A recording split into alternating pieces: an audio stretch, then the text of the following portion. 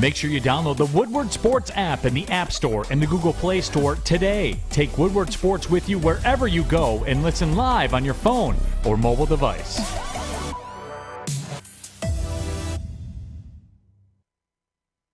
Good morning, America. Good morning, Michigan. Good morning, Metro Detroit. Good morning, everybody at home. I hope you're having a fantastic Wednesday live.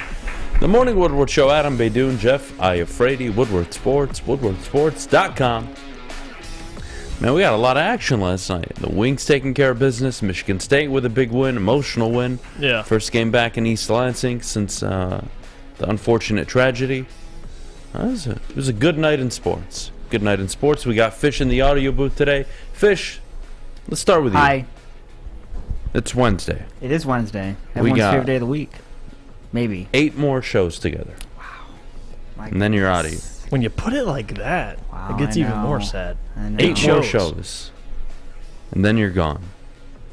Off to be a male prostitute. I'm so proud of you. I mean, not really, but I don't know. You're so strong, Fish. We're proud of you, Fish. Very proud of you. Thank you. Can't wait. Can't wait to see what you do. We Jeff, got good questions, morning. by the way, coming up. Oh, yeah. Is Hell it yeah, we do. 9:30 or 9:30? 9:40? Okay, 9:30. Hell yeah, we Okay. do. We got it at 9:30. I can't wait.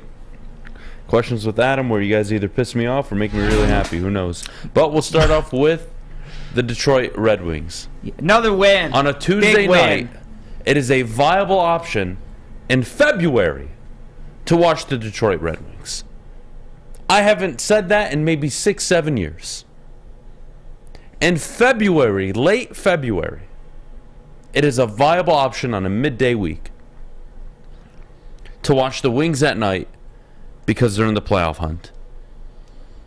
And after a 5-minute misconduct, which was, I thought, pretty harsh, but whatever, live with it. And on Dylan D-Mac will break that down. He has his own feelings The on Wings that. came out. They handled business. They beat a Capitals team that has games in hand on them. So this was you can't lose this game, and you don't even want to go to overtime. This was a must-win in regulation game. Washington you couldn't afford Washington to get a point out of this, let alone 2. It would have been a disaster. And they did. They did exactly that. Ovechkin, by the way, his father passed away in Russia. He's reportedly flying back now, so wishing him the best. But how about those Wings, man? It's incredible. Uso and net, phenomenal. Yeah. The defense was much, much better than it was really the last 4 or 5 games. Very happy with what I saw, Jeff. Especially without Larkin. I mean, Larkin, you saw last night, left early, which, again, D-Mac will break that down and tell you how he feels on really the harshness of the penalty itself. But Dylan Larkin snaps that 7-game point streak he was on. But the big thing to take away is 2 points away from that wild card spot. And we talked about the Red Wings before the season and what our expectations are. They're coming alive. And with Bertuzzi back, they're playing better. Even without Larkin, I thought that was an impressive win. Husso has been rock solid over the last stretch of games. I think the Wings have won now 6 of 7 of their last 7. So, hey, man, in a city right now where we don't have Lions football and we have Pistons basketball, this is amazing to see. It was entertaining. Even without Ovechkin, it was a great win. You've got an 8-game stretch here. And it's really after the next 2. Rangers, difficult matchup. The Lightning, difficult matchup. Both at home, though. Right. But then you play 2 road games back-to-back nights against the Ottawa Senators. And I'm not saying it's a gimme, but you've got the Senators, you got the Kraken, you've got the Islanders, the Philadelphia Flyers, and the Blackhawks. Mm-hmm. You've got a good stretch of games where in 8 games, if you could walk out with 4 wins and maybe a few overtime losses, I think that would be massive. I think that'd be awesome for the team. And then it gets really difficult because then you have a 6-game stretch where you see the Bruins twice. You play the Predators on the road. You host the Avalanche. You play the Panthers. It gets really difficult. So we're going to learn a lot about the Red Wings and how serious this is over the next 10, 12 games, man. It's exciting, though. Yeah, it is. This is what you want. And again, for the Red Wings and what their road record is, you just talked about them going on the road. It's actually impressive. Of all the teams, I guess you could take the wild card teams out of this, but even if you want to throw in the wild card teams in the East, the Red Wings actually have the best record on the road. Like for a team that is still has holes and still is young, to be 13-10-5 on the road in a season where you're above 500, of course. But you look at some of these other teams, they're under 500. Like the Red Wings on the road have been impressive. I think overall their play as of late, they've responded. You got to see Jacob Vrana play. I think that was significant last night. There was a big ovation for him returning back to Washington, but getting the legs back under him. Man, there's a lot to look forward with the Red Wings, man. There really is. I know there will be a lot of offseason talk with Bertuzzi and Larkin, but for right now, just enjoy this process. This is what we asked for before the season. You're seeing it come to fruition. Absolutely. So it's amazing. Absolutely. Shout out to the Wings. Moving on, in weird news, I guess for me, this is weird. RJ Hampton reportedly will clear waivers. Yeah, Pistons are interested. Jeff, it seems like Troy Weaver's just kind of like, you find a broken first-round pick, you're just like, come on over here. Come on. You can come play. Come on. Because these guys aren't getting, like RJ Hampton with the Magic they don't have minutes for him, so they cut him. The Pistons clearly do. They stink, and they have minutes for everybody, so he'll get an opportunity here. It's really just for the rest of the season, so it's nothing really to look into. RJ Hampton, it's funny because if you look at the Pistons roster, Isaiah Stewart, RJ Hampton, James Wiseman, like these guys were all top 10 recruits in high school, and now look at where they are now in the league. It doesn't matter where you come from. It matters how you do in the league, so we'll see. I don't know what they have. I don't know whose minutes he'll take. Maybe he, challenges Hami's minutes, but he's been playing well. Killian Hayes, maybe, but it's nothing significant. It's nice to just see Troy. He's taking chances on guys, and if it works out, it works out. Basically, the overall game plan for him, and I applaud him for this, is let's just gather all the talent we can, and whoever's good enough to stick, will stick, and whoever sucks can go. So, no issue with it. I would love to see this team actually, play decent basketball one of these days. But And I believe RJ has a relationship with Ashton, Cade's cousin. So and I see Evan just put Evan S in the Woodward Sports chat says RJ and Cade are friends supposedly. That's we'll great. see. I don't That's care. great. Can he play basketball? And we'll see if he's good or not. That's all I care about. So I don't know. I'm really starting to not question Troy Weaver. What's the word I'm looking for? Being here? skeptical? Yeah. I need to see something this offseason. Yeah, I agree. Not wheeling and dealing and acquiring more first-round picks and drafting more first-round players. They need to figure it out. Next year, Cade Cunningham, Jaden Ivey, I think that's a strong backcourt.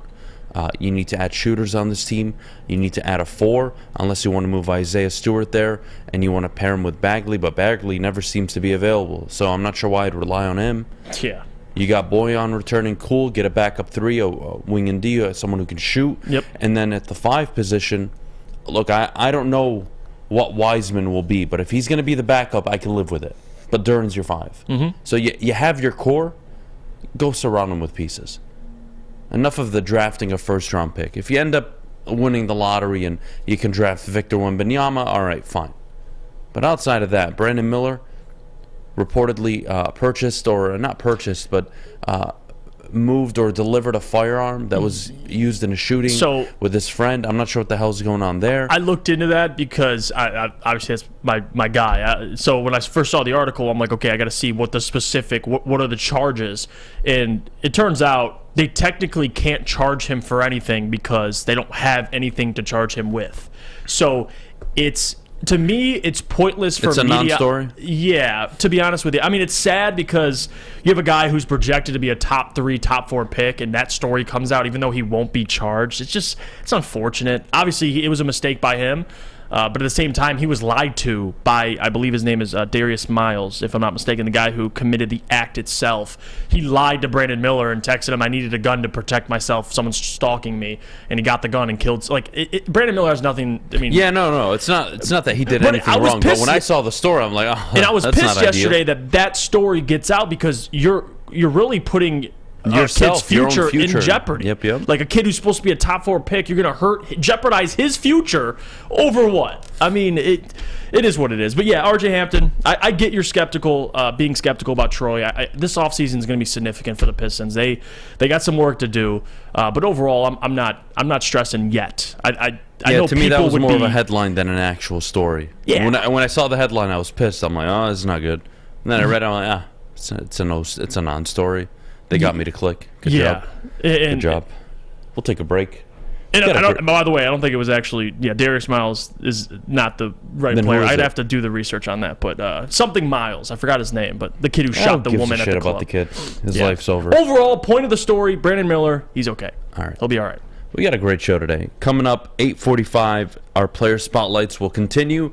Jeff, Iafrate looking into Dalton, Kincaid, and I got a special surprise. Somebody that I could make the argument might be the actual best option on the interior for the Detroit Lions. I can't wait to have that conversation. 8:30, Fish, shut the hell up. 8:30, we'll get to your fan mock drafts. 9:15, Jim Caldwell says he isn't done looking for a head coaching job. You're damn right you are, buddy. Let's go. You're damn right. I'm happy for you. I can't wait to celebrate Jim Caldwell at 9:15. 9:30, 10 questions for Adam with Fish. I can't wait to hear these. And then we'll close out the show with some Lions talk. Coming up next, Jalen Ramsey, Micah Parsons. We all saw the story yesterday. I have a question for Jeff, and I have a question for all of you at home. And I'm not expecting you to give me a definitive answer, but I'd like a recommendation. So let's all get on the same page coming up next. But before we do, Jeff, our good friends over at the Sports Marketing Agency. Well, the Sports Marketing Agency helps spread awareness about mental health and substance abuse. Their new podcast, This is the S Word, helps fight the stigma about seeking help. If you or someone you know is struggling, head to thesportsma.com for more information. Love Woodward Sports? Love wearing clothes? Then you should be wearing Woodward Sports clothes. Check out our full line of merch at woodwardsports.com. Just click on Shop. We have all your favorite designs, like Dan Campbell kneecaps, Beverly Hills Golf, Woodward Golf, and of course, our own logoed out merchandise. Men, women, infants, kids all love Woodward Sports. Impress your friends. Impress your boss. Impress your dog. Buy Woodward Sports merch today. Introducing the Planet Fitness Guide to getting that post-workout glow. Step 1. What's your why? More epic energy? Better sleep? Blow off steam? Step 2. Join Planet Fitness for just $10 a month and get moving in our clean and spacious clubs. Step 3. Bask in that post-workout glow. Join Planet Fitness today for just $10 a month. Join today at any of the 50-plus Detroit area locations. The only sports network in Detroit that starts with a W. You know, because we win. Woodward Sports, Detroit's winning sports network. Hey, about our friends at the Fulling Warehouse in Hamtramck, because it is the home of the original football bowling game. 2 to play for $12, the unlimited open play, or you can do the $120 lane reservation, but you can also bring up to 10 people. $2 mystery beer machine, full bar. Check all the festivities out, fullingwarehouse.com. All right, we're back here on the Morning Woodward Show live at woodwardsports.com. And I gotta say, it's Wednesday. It's Wednesday already, by the way. Where the hell did the week go? It's crazy. It is I felt Wednesday. like I've gotten nothing done this week. Oh, well, that's sad. Yeah. I mean, and it's already Wednesday. I'm very upset. It is already Wednesday. Big week ahead. Super excited. Or Oh, weekend, yeah. I should say. Well, I want the days to go by slow because I won't be with you anymore next week. It's gonna be sad. It is. We need like a special. We need to give you like a segment on your last day or something. A segment? We're gonna give him the whole show. I mean, that's Like, up, well, I'm that's saying up for to him you to just people. talk about whatever you want to talk about. All right. That's up to I you mean, he people. always does anyways, but here we are. Yeah, he chimes in anyway. All right, why here's we what love we you. got. We all saw what happened with Jalen Ramsey. We all saw the story with Parsons, his comments on Detroit. Oh, who would move from LA to Detroit? I want to move past that a little bit. I want to ask you guys, and Jeff, we'll start with you, and then we'll go to the people at home. We look at what the Lions need. We all are so quick to jump and say secondary. Cornerback. You need corners, right? You need veteran corners. You need to draft corners. You need help on the interior. You could use another linebacker. Levante David's a big name. Okay. What do you do? Jeff Iafrate, you're sitting at the table. You see the first round picks you have. You see how the draft board is shaping up. My question to all of you, and Jeff, you can answer. Do you go out and spend a decent amount of money on a corner? And I'm not saying go out and pay a James Bradbury or a Marcus Peters $14-15 million on a 2, 3, 4-year deal now. Right. But I am looking at a guy like Patrick Peterson, who just had a pretty productive year in Minnesota, 33 years old. Sign him on a 1-year deal. Familiar with the division. I look at a guy like a Kyle Fuller. For me, it's inevitable. They have to. At least I think they do. Mm-hmm. Because I don't want to show up to next season with 2 rookie corners. And yes, the Chiefs are the anomaly. They are the example, the standard of a team that could play with a secondary that was so young. But may I remind you, they had Frank Clark and Chris Jones and Steve Spagnuolo. Detroit has Aiden Hutchinson, who's very promising. James Houston, who was a complete unknown, even though he was very promising at the end of last year. Question marks on the interior. Oh, and Aaron Glenn is their defensive coordinator, not Steve Spagnuolo, arguably one of the 3, 4, 5 best defensive coordinators in the last 20 years. What do you do? Well, instead of sitting up here and giving my spiel, I'm going to let Alex, I just gave you a graphic, and I want you to put this graphic up on the screen, and this will speak for itself. Because to your point, I do agree they have to get a veteran corner. But if you're talking about spending big money, Alex, do you have it? This is the only player I'd be willing to spend any money on. Check this out. Look at this. This is per Mike Kimber, our guy, a friend of the show. He put this graphic on his YouTube channel. Look how crazy this is. Jalen Ramsey compared to Lions cornerbacks for the entire season. Look at that. Almost the same amount of pass deflections, more forced fumbles, more interceptions, more sacks.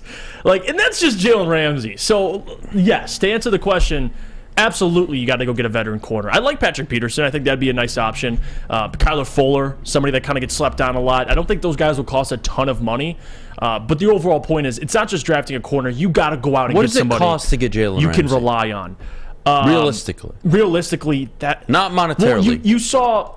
It's tough comparing Lions trades to in the past compared to other teams, but Darius Slay went for a second rounder and more assets as well. I don't know. I don't know what Jalen Ramsey, if it's a first round pick and a second round pick and more, then no, I'm not interested. He's a top 5 corner in the NFL. If you can get him for 2 seconds, I'm doing it. I'm pulling the trigger. Because he's worth it. You're getting a top 5 corner for the next 3 years. In 3 years, that's when you're going to have to pay your other guys, young players. And you might not need Jalen Ramsey at that point. But right now, to get a Jalen Ramsey on a team you think can compete in the NFC, you damn straight I'm getting Jalen Ramsey. So, and I want to read some of these because it's funny because we talked about this yesterday. And people saying about his character and stuff. I'm like, who? Yesterday, we had that discussion. If you question anything about Jalen Ramsey, that's fine. But to say he wouldn't make this team immediately better is crazy. He does. I'm not giving up 2 seconds. I'm not. That's you. I can't do it. So what would you do? The most I would give up is a single third-round pick and maybe a 5th in the future. That's it. I can't pull the trigger on 2 2s. So you wouldn't trade 2 2s for somebody that could guard number 1s up until the playoffs, be a veteran, and more than that, hold guys accountable in your secondary. I love Patrick Peterson, but come on. I mean, oh yeah, no, Patrick Peterson, he's for free. Jalen Ramsey. That's why he's a nice option. Jalen Ramsey, he's worth it. I don't see it. Not 2 seconds. To me, that's paying for a team that I don't think is ready to win the Super Bowl. A team that. Do you really think they're going to make the championship game this year in the NFC? I'm not putting my money on it. I think they can win their division. I think they can win a playoff game. I think they're good enough. I think Brad Holmes is going to add a lot of talent, but that doesn't mean shit. To go out and acquire Jalen Ramsey and throw away 2 second-round picks, I'm not a fan. Yeah, I'm not saying get it. That's what I it love costs. The player. I don't know what it will cost, but let's be honest here. I mean, the Lions are, according to the bettors, a top 4 team in the NFC. So Jalen Ramsey certainly improves them. So there's going to be a market for Jalen Ramsey. It's not about, how much it'll cost. I'm sure a team would be willing to pay the price they're asking for. But if you're the Lions, and it's hard enough. I know in the future you'll be able to attract free agents, but Jalen Ramsey's typically don't just become available. And he's still got some good years left in him. That is something. It means something, at least, I think. He's been an All-Pro 2 of the last 3 seasons. But, again, this was an odd year for the Rams. They weren't really contending. They weren't really any good.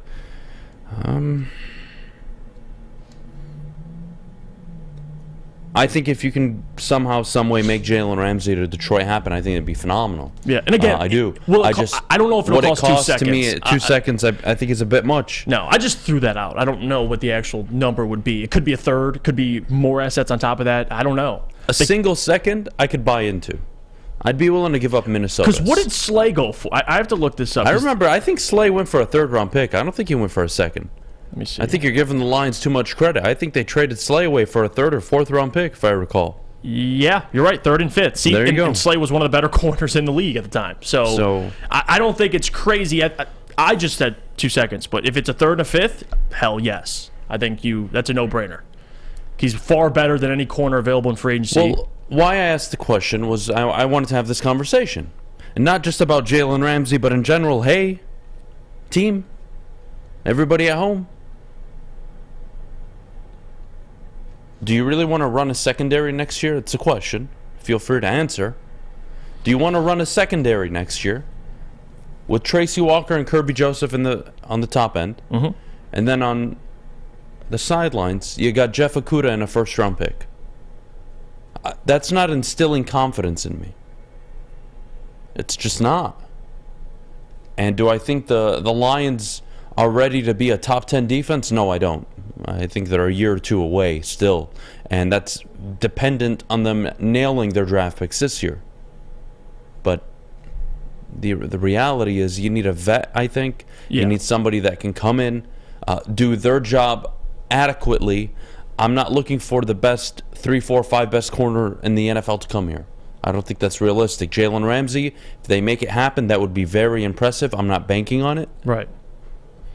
And ideally, whoever I draft in the 1st round at that position ends up being a top 12, top 14 corner in the NFL. That would be my day 1 expectation for my top 18 pick in the 1st round for a corner.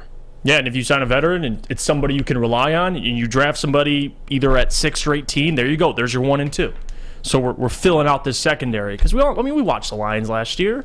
As much as you could say, yeah, at times they got torched in the run game, it was more so in the pass game, in the secondary, specifically at corner. Safeties, Tracy was hurt and Kirby looked damn good, but still a lot of work to do in the secondary, and going out and getting a guy like Jalen Ramsey would ultimately immediately fix most of your issues. Now, you still got to add some talent, but still, nonetheless, if he's available, I'm interested. I just don't know what the price would be. The Rams are in a hell of a cap situation. If you can pull it off, look, I'm willing to throw away assets because he is a quality fucking player. Right.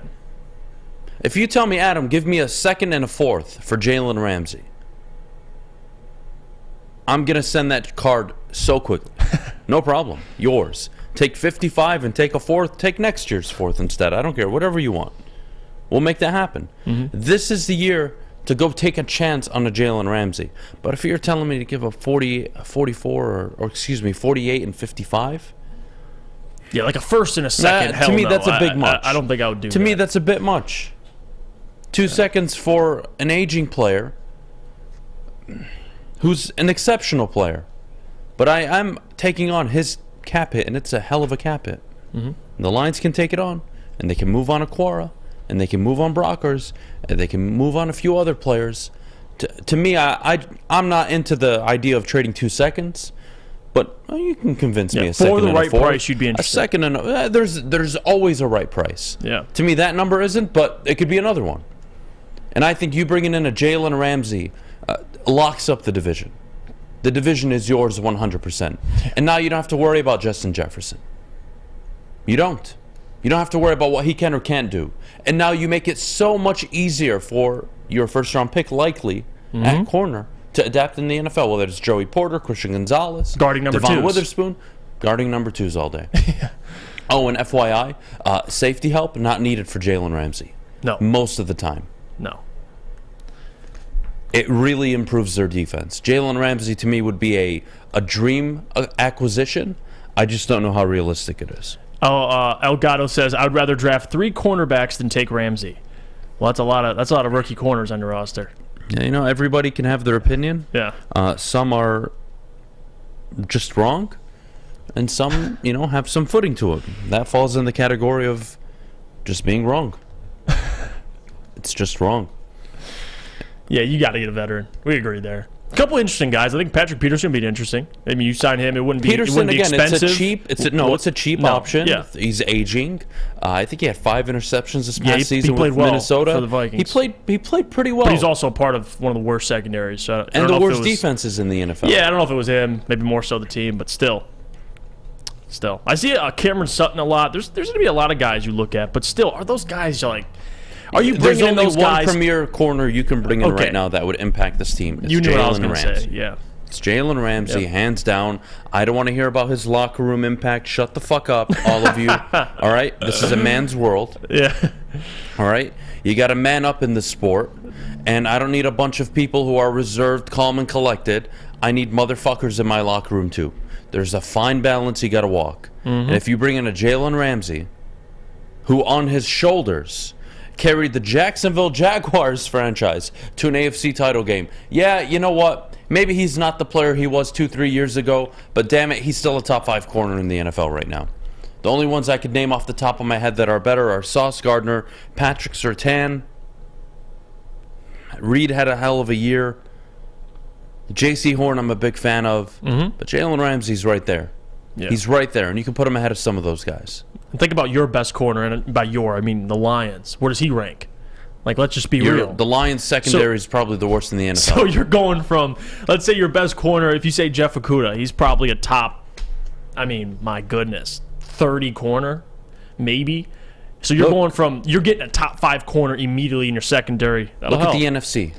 Look at the NFC, guys. Yeah. If there was ever a season to swing for the fences by only giving up a second rounder, maybe a 4th in the future, if there was ever a year to acquire a contract like this, if there was ever a state of the NFC North, it's this year. You get Jalen Ramsey, I refinance my house and throw it all on the Lions to win the North. And I sleep like a baby at night. And I think that's why... That's how confident I would be. And I think that's why I'm a little more...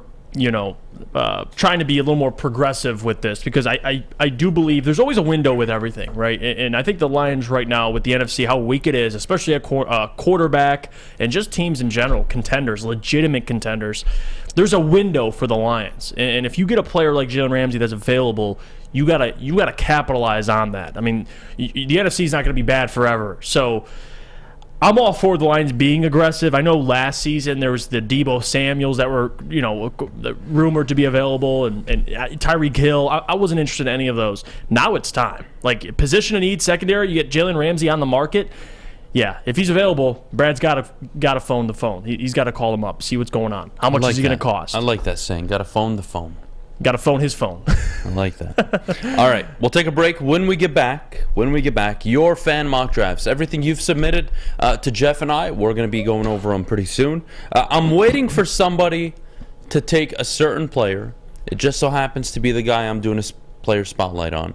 I haven't seen anybody do it yet, and I'm just waiting.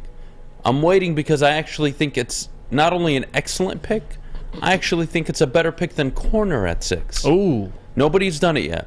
I'm hoping I'd see it tonight. I'm hoping I'm seeing it tonight. After we do these mocks and we do all the player spotlights, we'll see. But we'll take a break. When we get back, fan mock drafts coming up. But before we go, I got to tell you about my good friends over at Lady Jane's Haircuts for Men. Open 10 to 8, 7 days a week, walk in anytime, no appointment necessary. Their awesome stylists will take care of you like they take care of me. I'm kind of looking like a fucking grizzly bear right now, so I'm probably due for a haircut. I mean, how do you not? So I'll get to that soon. How do you not fish? Lady Jane's, again, open 10 to 8, 7 days a week, no appointment necessary. Lady Jane's is wicked awesome. The sports marketing agency would not be who we are without great community partners like Higuera Health and Carol Zaniga. It's an awesome opportunity to partner with your organization. Higuera Health is a comprehensive behavioral health organization. We serve children through older adults with mental health, substance use, and developmental disabilities across Western Wayne counties, and really excited to now be in downriver communities as well. Give us a call at 734-458-4601. 3 NBA championships. Detroit fans were there. 11 Stanley Cups. Detroit fans were there. 4 World Series wins. Detroit fans were there. And that one Lions playoff win in 1991? Yeah, Detroit fans were there. Woodward Sports, where the fans are. All right, we're back here on the Morning Woodward Show live, woodwardsports.com, 8:30. Adham, Beydoun, Jeff, Iafrate. All right, guys, look. Before we get to your mock drafts, I just want to say, it's this time of year where we all try to find answers, okay? We're all trying to come up with solutions, with the end goal being the Detroit Lions are a better football team heading into next year. Right. I think that's the common goal here. So, I'm going to paraphrase. I don't know, and I haven't seen what Jeff's put together. I haven't seen what's gone on in his DMs, but I've gotten a lot. And I'm going to tell you now. If you would like me to follow you back, or you would like me to respond and say nice things about you, don't you fucking send me a mock draft with a wide receiver at pick 18. Because if you do, I'm going to take a picture of my toilet after I shit in it and send it to you. Fair? Great. Fish, So you had your they hand have raised. to What's up, lie. buddy? They have to lie on their mock draft then, just to get you to follow them. That doesn't seem smart. What is it? They have to lie about their mock Not draft just lie, to get just you don't to be follow fucking them. stupid. Okay. Hey, so last I'm a year, simple guy. I want to be everybody's friend. But I have standards. I have standards. I wouldn't date a chick that would want to take a wide receiver in the first round right now. I'd tell her to go fuck herself. Wow. All right. Especially the yesterday's mock draft. He explained it to me, though, his reasoning behind it. But I'm like, wide receivers, you're not a position to need in the first round. That's ridiculous. You should ask your wife who she wants to pick as 6 and 18. See what she has to say. Does she know football? No, she doesn't. Okay. Well, Thank God. Does she know positions of football? Does she know that No, far? thank God. And I Okay. will never teach her because I enjoy my Sundays alone.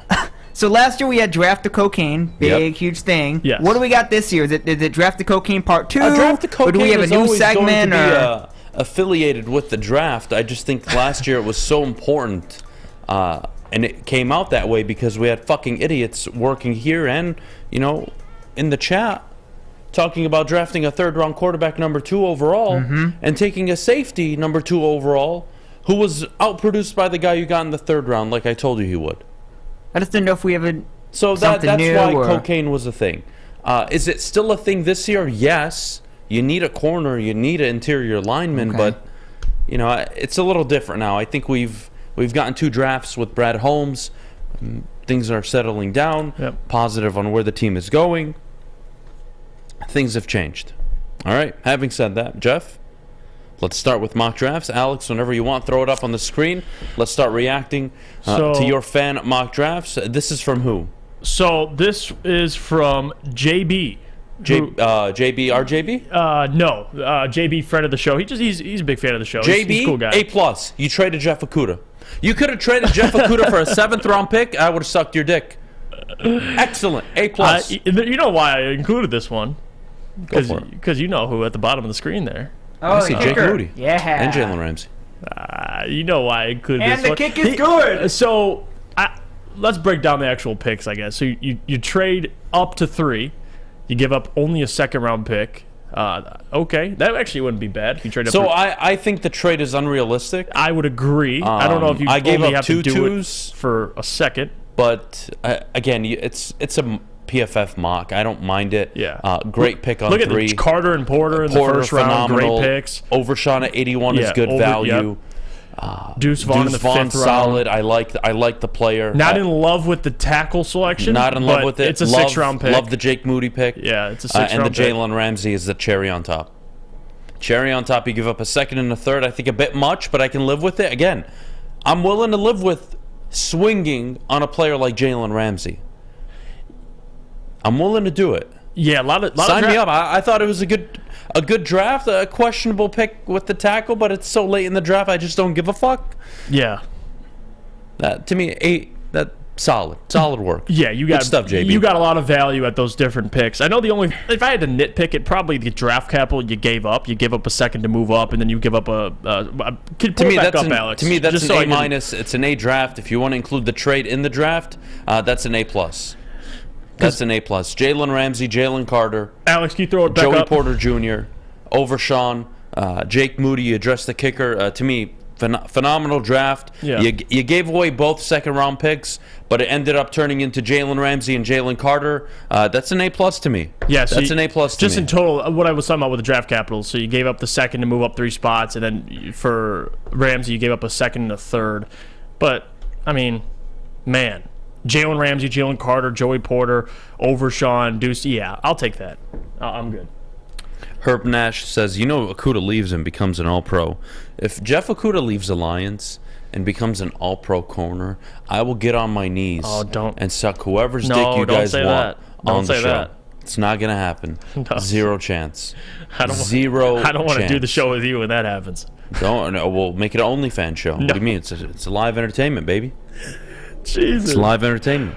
Jesus. All right, let's throw up the next one.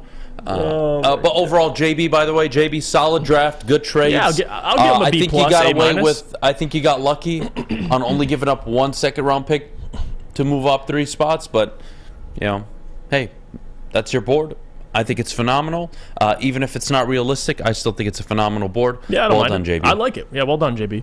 All right, Alex, what do we got? What else we got? Let's go to the next one. Here we go. Staying put at 6, and we drafted. This is Kevin's mock draft. Kevin who?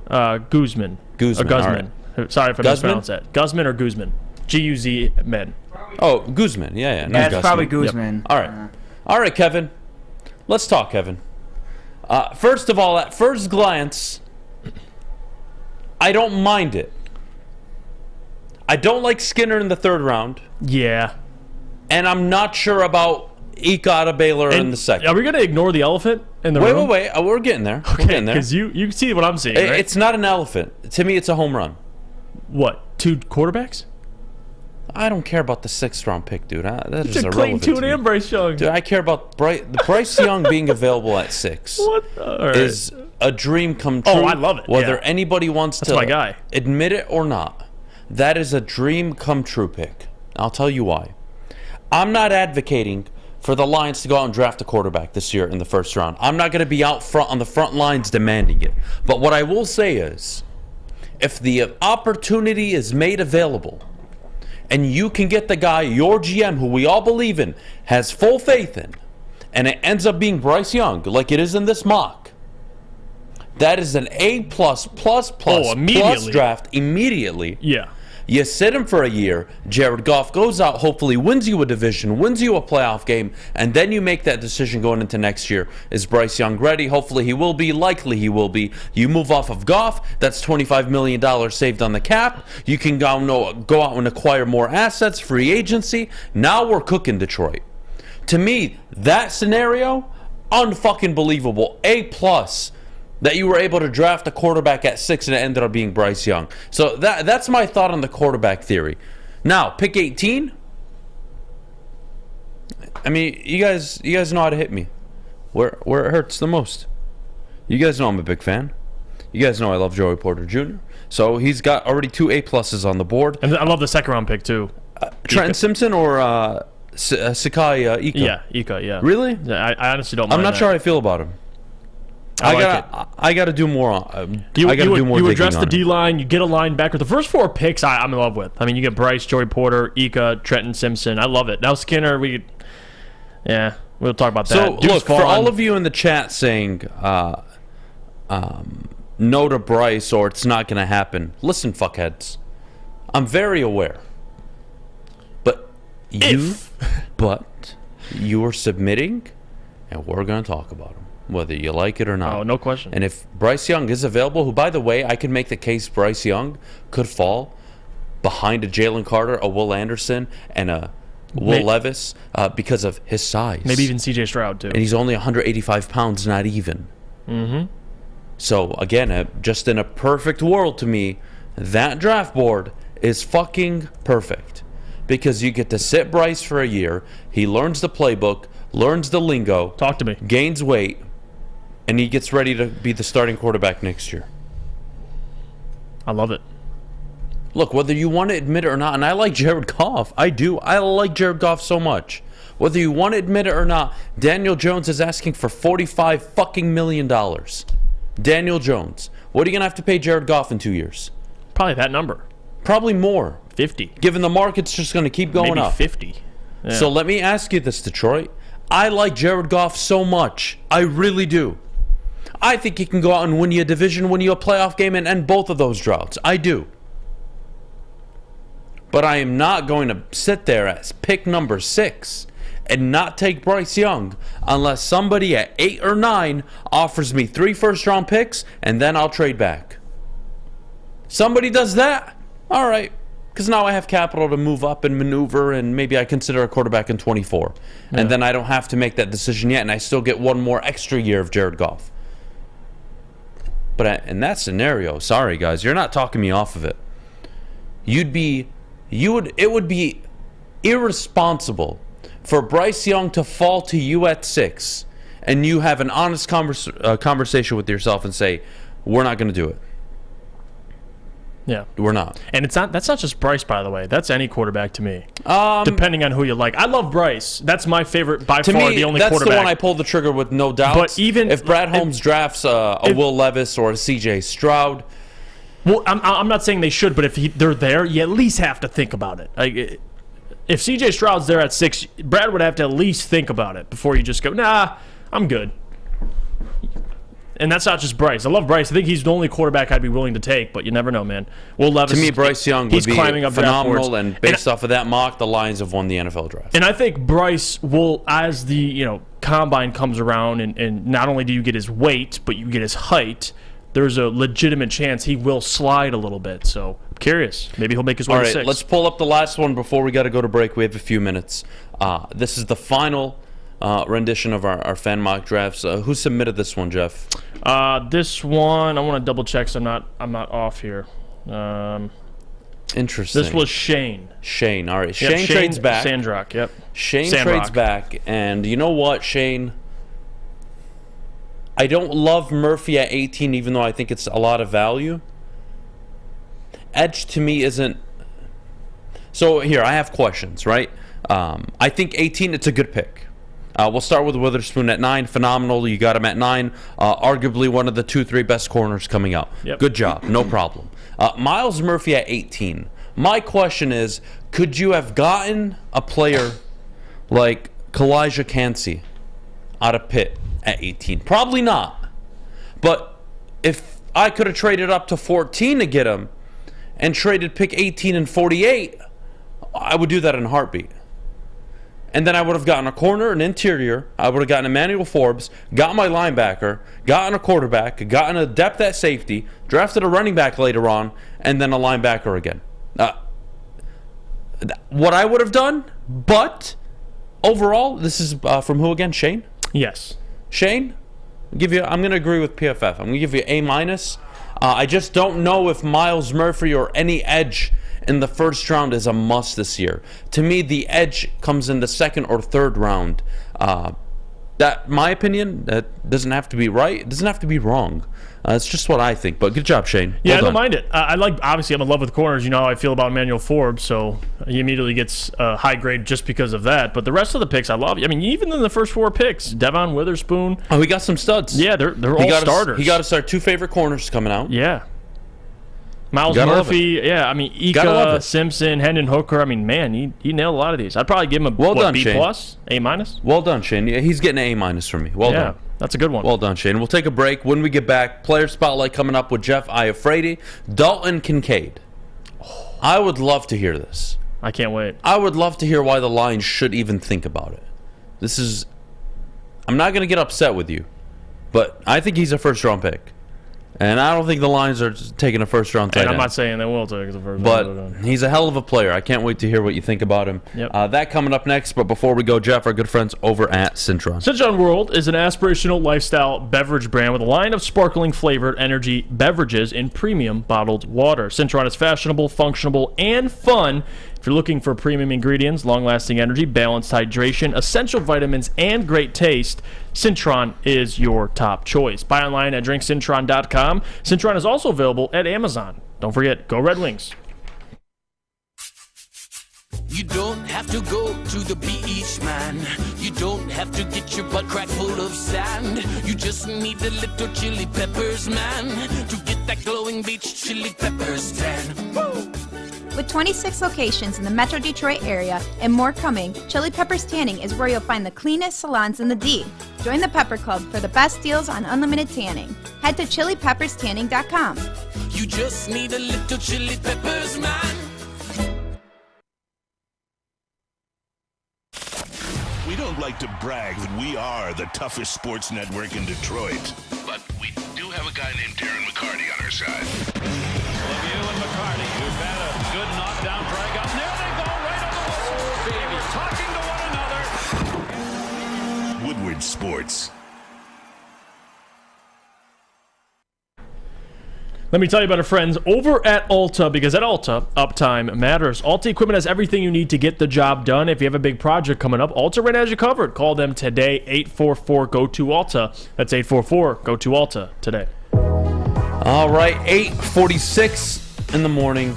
Supposedly there's going to be an ice storm today. I haven't seen it yet. I mean, there's not supposedly there is. You just gotta wait until like 10 o'clock. It was sarcasm because I haven't seen it. Oh, I know. Well, it's but people say that all the time. We're gonna go to a snowstorm today, and then those are the people that get stuck in the middle of the road, freeze their butts off because their car's gotta get towed. So, you know. It's moments like this why I want to take a 2x4 to your head. But well, here I we have are. a baseball bat, so I can just do that to myself. All right. Or you could. Oh, why do you get busy? Get busy, Fish. What, Jeff? You want to comment? It's funny when you like go after Fish and he comes after himself. Like usually, you know, I would expect Fish to say, well, I'll hit your ass with this baseball bat, but he goes, no, I'd hit myself with this baseball bat. Because I know my height and weight, and I can't punch anything. We talked about fighting yesterday. My body count? Yep. How many people have you killed? I would have 0. How many women have you slayed? 0.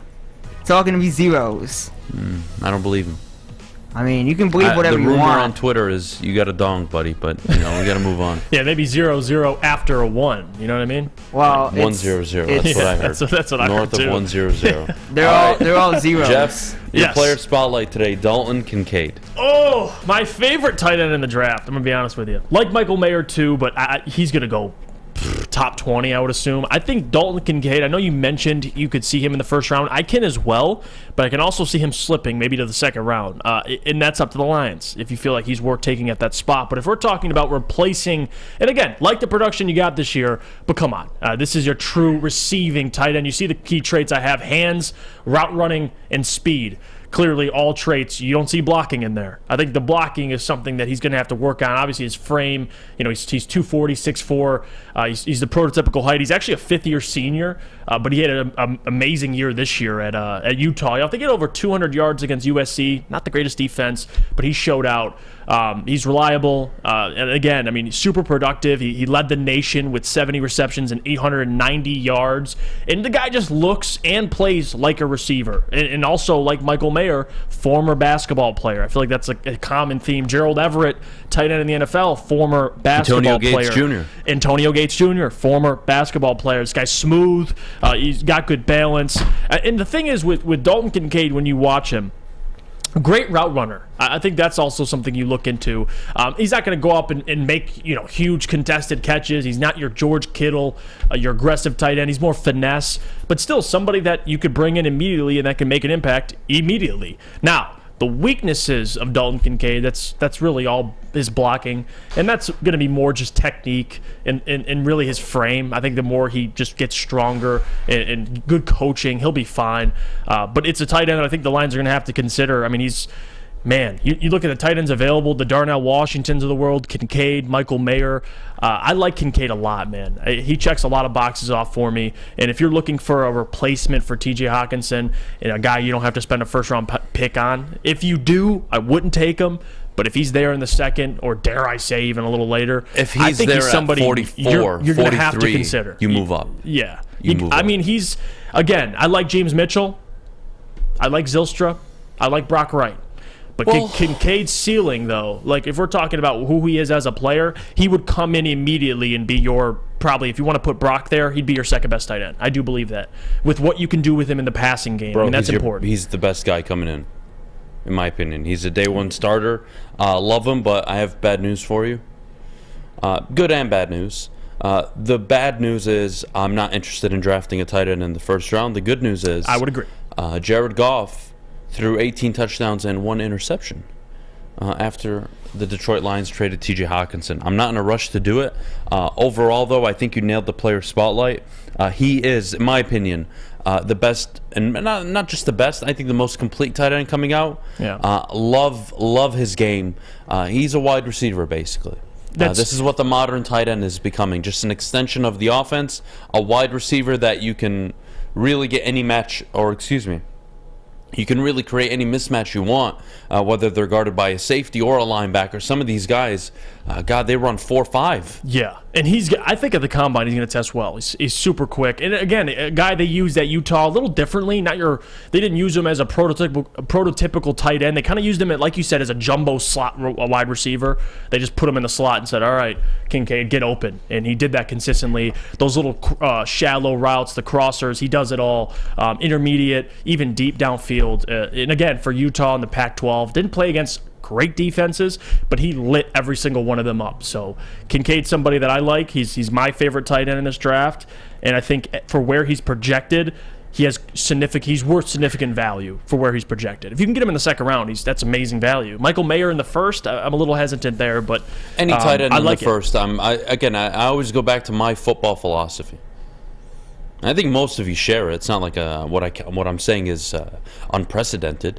I just don't believe in drafting safeties in the top 5, corners in the top 2, top 3. I don't believe in drafting, again, there's anomalies, right? I would draft Deion Sanders and Chan Bailey in the top 3. Right. Sauce Gardner, it's looking like a great fucking pick. But I'm also not going to draft a tight end in the first round. And you think about the best tight ends in the league, Kelsey, Kittle, not Schultz, first-round picks. Goddard. None of them. They're all second to third and to fourth round picks. And look at the division-winning teams last year. The Bengals, name their tight end. You can't. Hayden Hurst. But still, he's not. Well, you know what I mean by you can't. Right, yeah. He's not a top 5. You go to the Buffalo Bills. What, Dawson Knox? Get the fuck out of here. All right, go to the next division. The Chiefs, fine. They have Kelsey. I'll give you that one. Yeah. All right, go to the South. Oh, the Jaguars. Who? Evan Ingram? Yeah. Okay. Go to the North. It's a pretty good year, too. Who won the North? The Vikings? Yeah, the Irv Vikings. Smith? Wow. And then they got TJ. Oh, well, what about the NFC South? The Bucks? With literally no tight end all year because they were all hurt? Cameron Brate was hurt. Their backups were hurt. Everybody was hurt. Okay, well, who won the NFC East?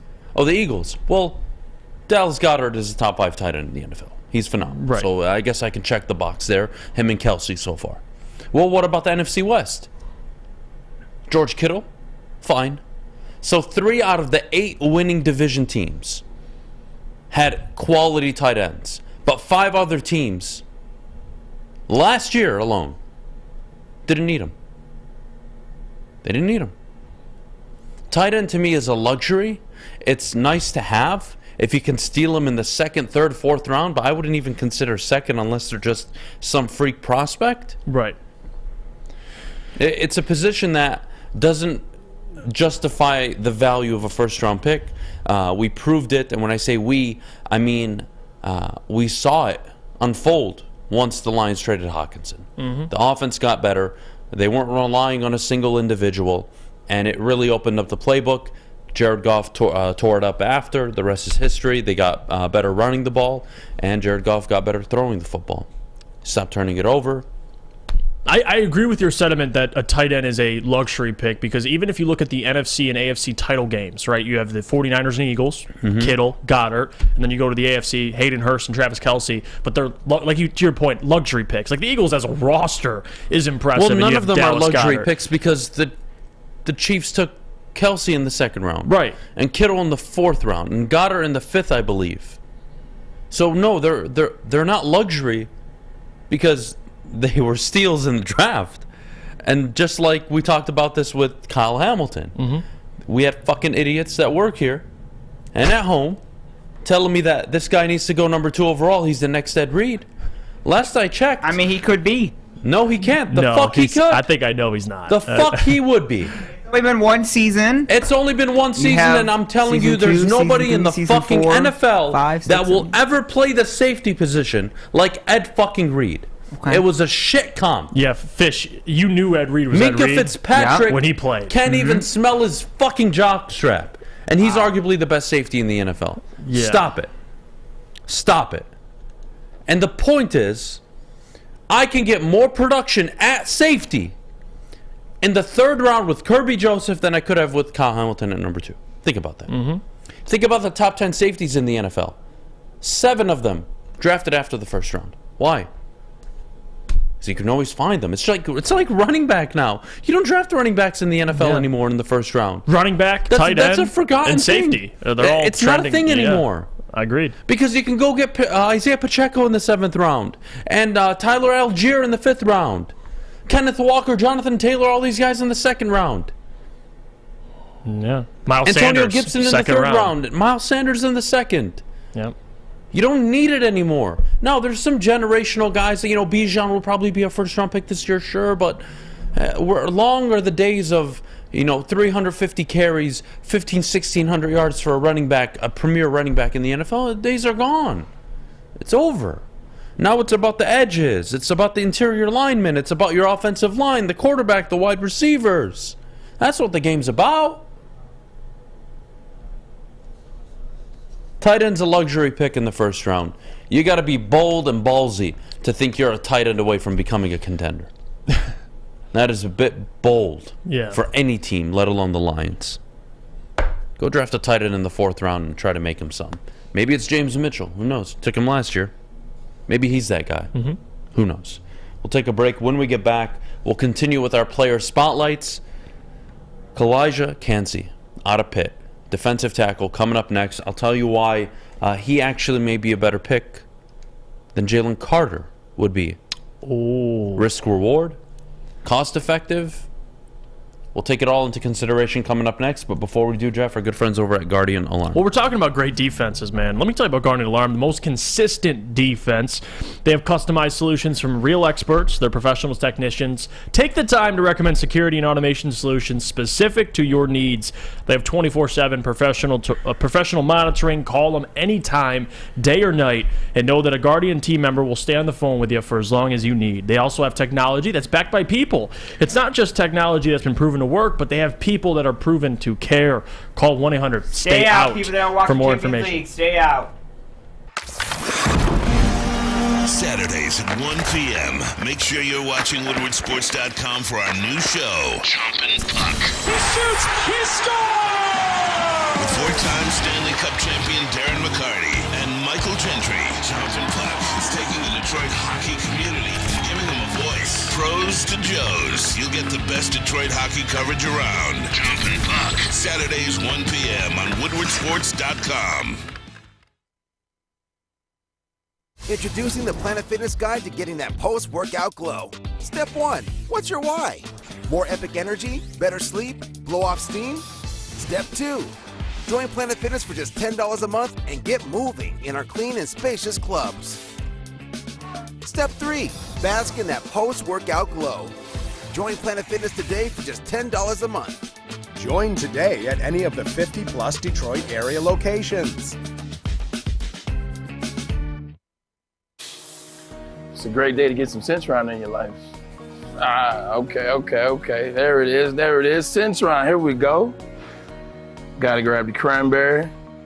Oh wait, it's 2 for $4. Gotta double up with the classic as well. Centron World, baby. Centron, available at select Krogers, and if you wanna know how, go to @CentronWorld.com. You get dope like me. You know what? Why wait?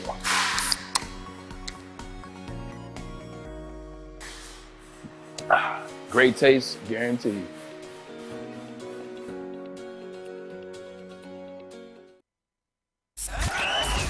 We are the network for Detroit by Detroiters. Welcome to the Woodward Sports Network.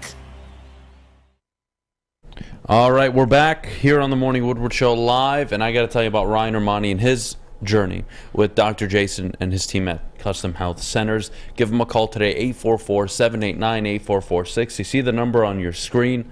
Start your health and life-changing journey today. My brother is officially a week and a half in.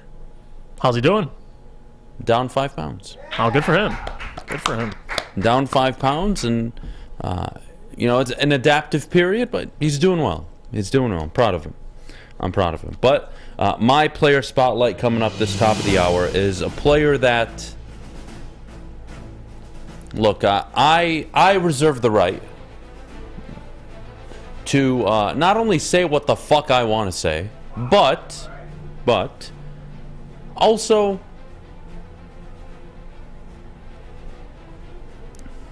also look out for the best interests of what I believe are for this team. And this team meaning the Detroit Lions.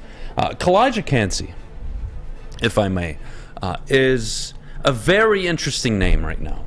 He's an interesting name because the more you dig, the more you like, the more you watch, the more you love. And he's 6 foot, 280 pounds. He's got the size. He's got the agility. He is, by definition, an elite pass rusher. His ability to use his lower body and create leverage, second to none out of anybody in this draft class. But there are the concerns. Can he handle double teams in the NFL? Who knows? But this guy was uber productive all 3 years in college. He never had a grade lower than 80 in his 3 years as a starter overall. He's the only D lineman to be able to say or do that. Coming off this year, he was one of the highest graded defensive players in all of college football with a 91.8 rating, 9 quarterback hits, 8 sacks, 7 the season prior. The guy just gets home. He's been phenomenal for Pitt. To me, I'm not talking about Calijah Cancey this morning to tell you that, hey, if he's there at 18, you should take a chance on him. Yeah. No. We're talking about Calijah Cancey this morning because he's worth the 6th overall pick, in my opinion. Hold on. Is one of those key traits a thick? Yes. Oh. Yeah. With 2 Ks. So that was on purpose. I slipped that one in there. I was trying to have fun. Well, let's just say it's 2 Ks because you mean business. Yeah, he's thick. I like boy. it. And he'll be... I haven't heard a lot of chatter probably, 2 months ago, but now as the draft's coming closer, you hear more about Cancey probably every day. He's sliding more and more, farther up draft boards. Again, I like to stick to my football philosophy. What do I believe a 6th overall pick, if I can't trade up or down, right? What would it cost me to trade up with Arizona? A lot. Yeah. Okay. Well, can I trade back to 9 and still get this very same player? Yeah, maybe. But if I can't trade back, and I have to debate between an interior lineman and a corner at 6, I'm taking a shot on this kid. Because this kid is a game wrecker. This kid adds a whole different dimension to this football team. Because you look at Aleem McNeil, he doesn't really get after the quarterback. He's a good run defender. Right. And look, Calijah Cancey grades out pretty well in the run defense. Can he handle double teams? That's a legitimate concern, but good luck with Aiden Hutchinson on the line and Aleem McNeil and James Houston and whoever else you had. Yeah. So to me, football philosophy, I woke up this morning, I had a long night thinking about this. This is my guy right now. This is a guy at pick number 6. I'm considering if I can't move up, if I can't move back, I have to think of the cost I would incur to move up. Not worth it. I can move back, maybe get another 2nd round pick out of Carolina, I don't know, and still get this guy maybe at 8 or 9 with Atlanta or Carolina, who knows?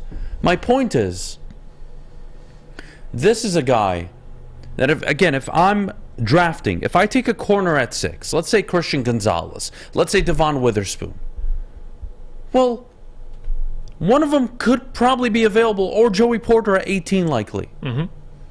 This kid's not falling to 18. He's going top 12. That I can guarantee you. Because the more you see him, after the combine, I'm telling you from now, it's just going to keep going like this. His stock is going to keep going up.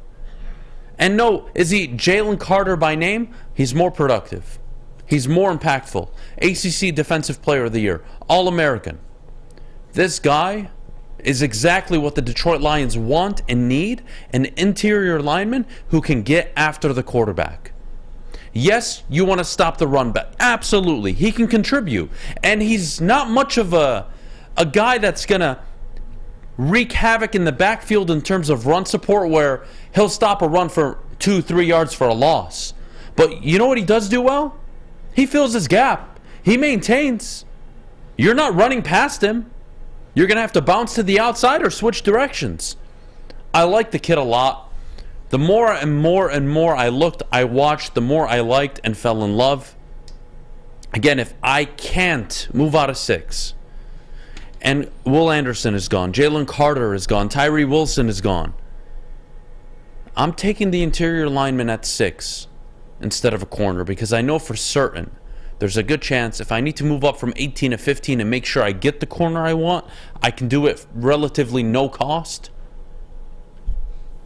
Calijah Cancey, Jeff, right now, on my radar as the go-to pick at number 6.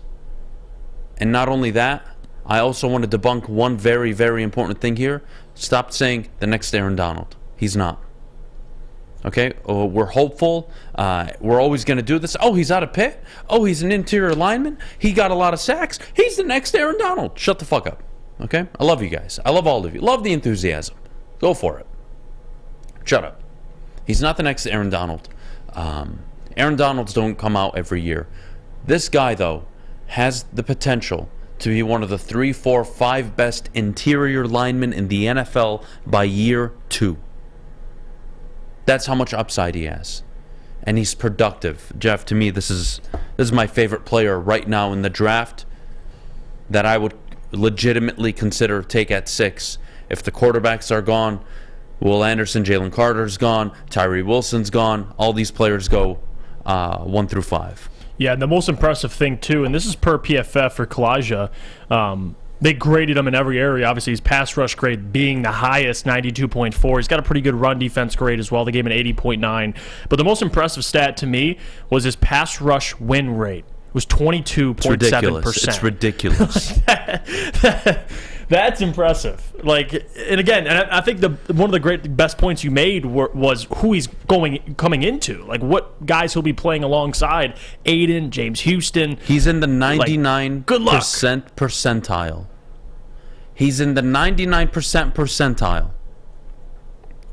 In pass rush grading, pass rush win rate, and true pass rushing grades.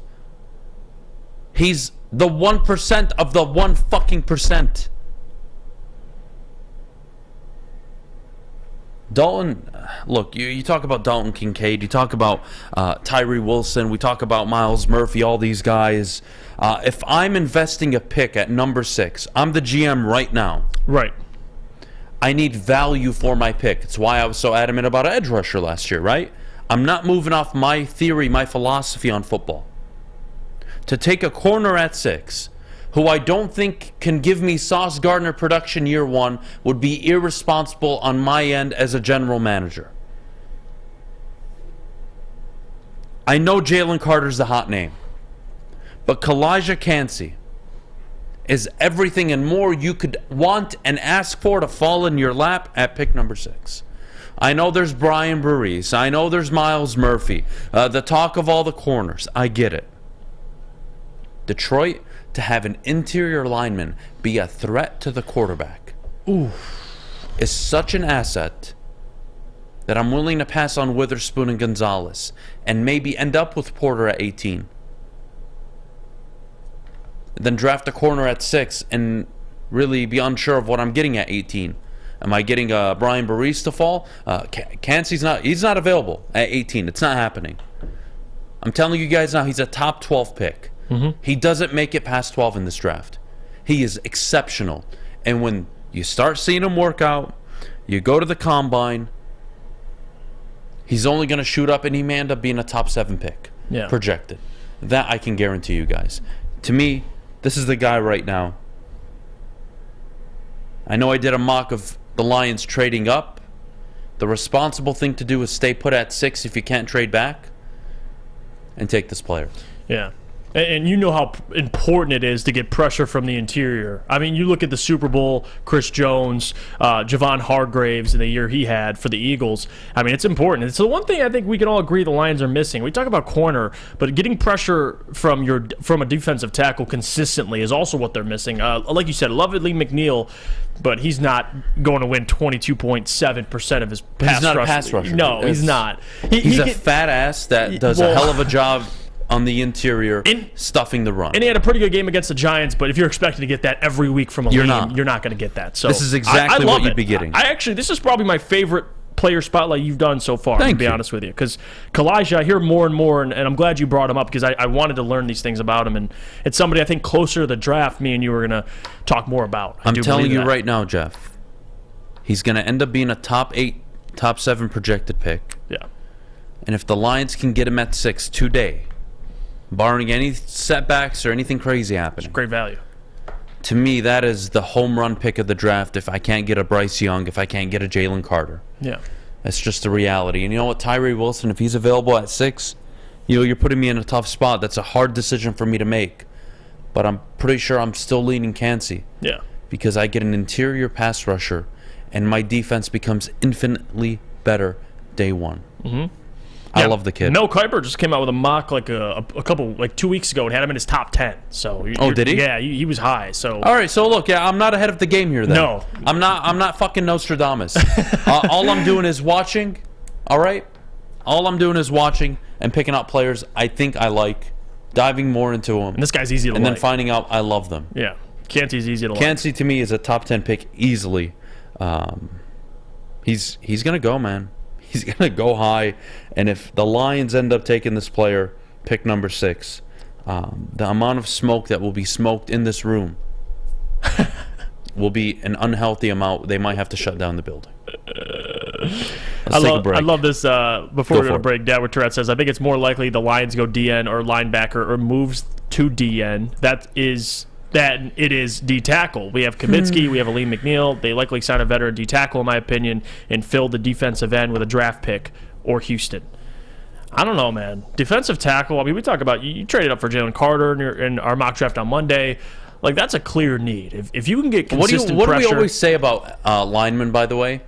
The shorter they are, the more leverage they have because all their control is in their lower body. James Houston, perfect example.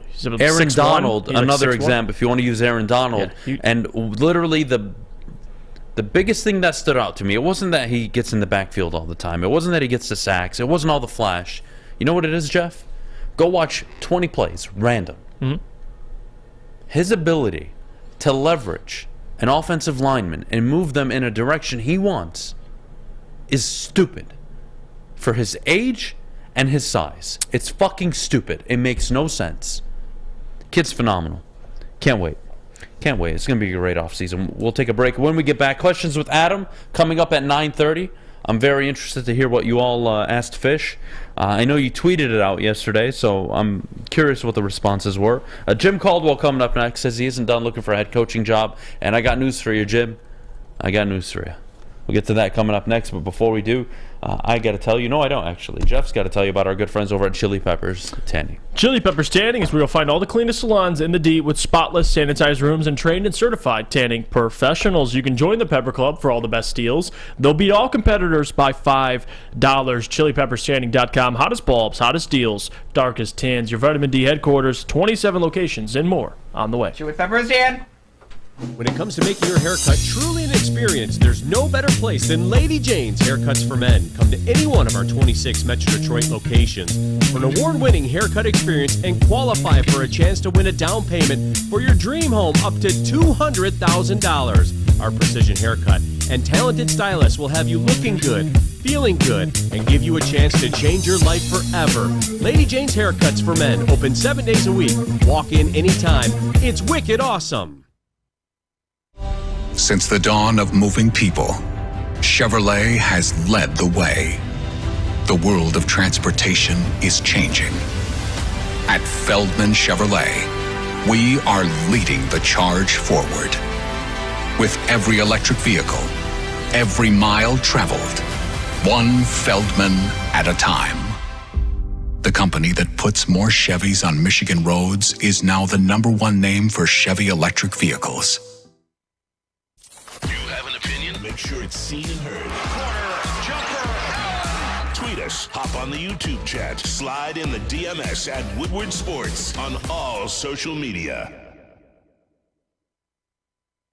Food Fest is back at Big Boy. Catch it while you can. Some Stuff it in your favorites mouth. during Lent, like shrimp Alfred, shrimp stir fry, and the new fish sandwich. Stuff it and I'm in not your talking mouth. you fish. Get to your local Big Boy today. Don't forget the all-you-can-eat fish fry buffet on Friday nights. All right, we're back here on the Morning Woodward Show live, woodwardsports.com, 9:15 a.m. Jim Caldwell says he is done looking for head coaching jobs. Yeah, and I just wanted to say, threw up the white flag. Congratulations, Jim. Welcome to reality. Welcome to the best part of life is when you're self-aware enough to realize, yeah, it's just not meant for you, buddy. And I don't want to make this a dog Jim Caldwell segment. I really don't, actually. But what I did want to talk about this is getting a job in the NFL, difficult enough. Being a head coach, the most difficult job.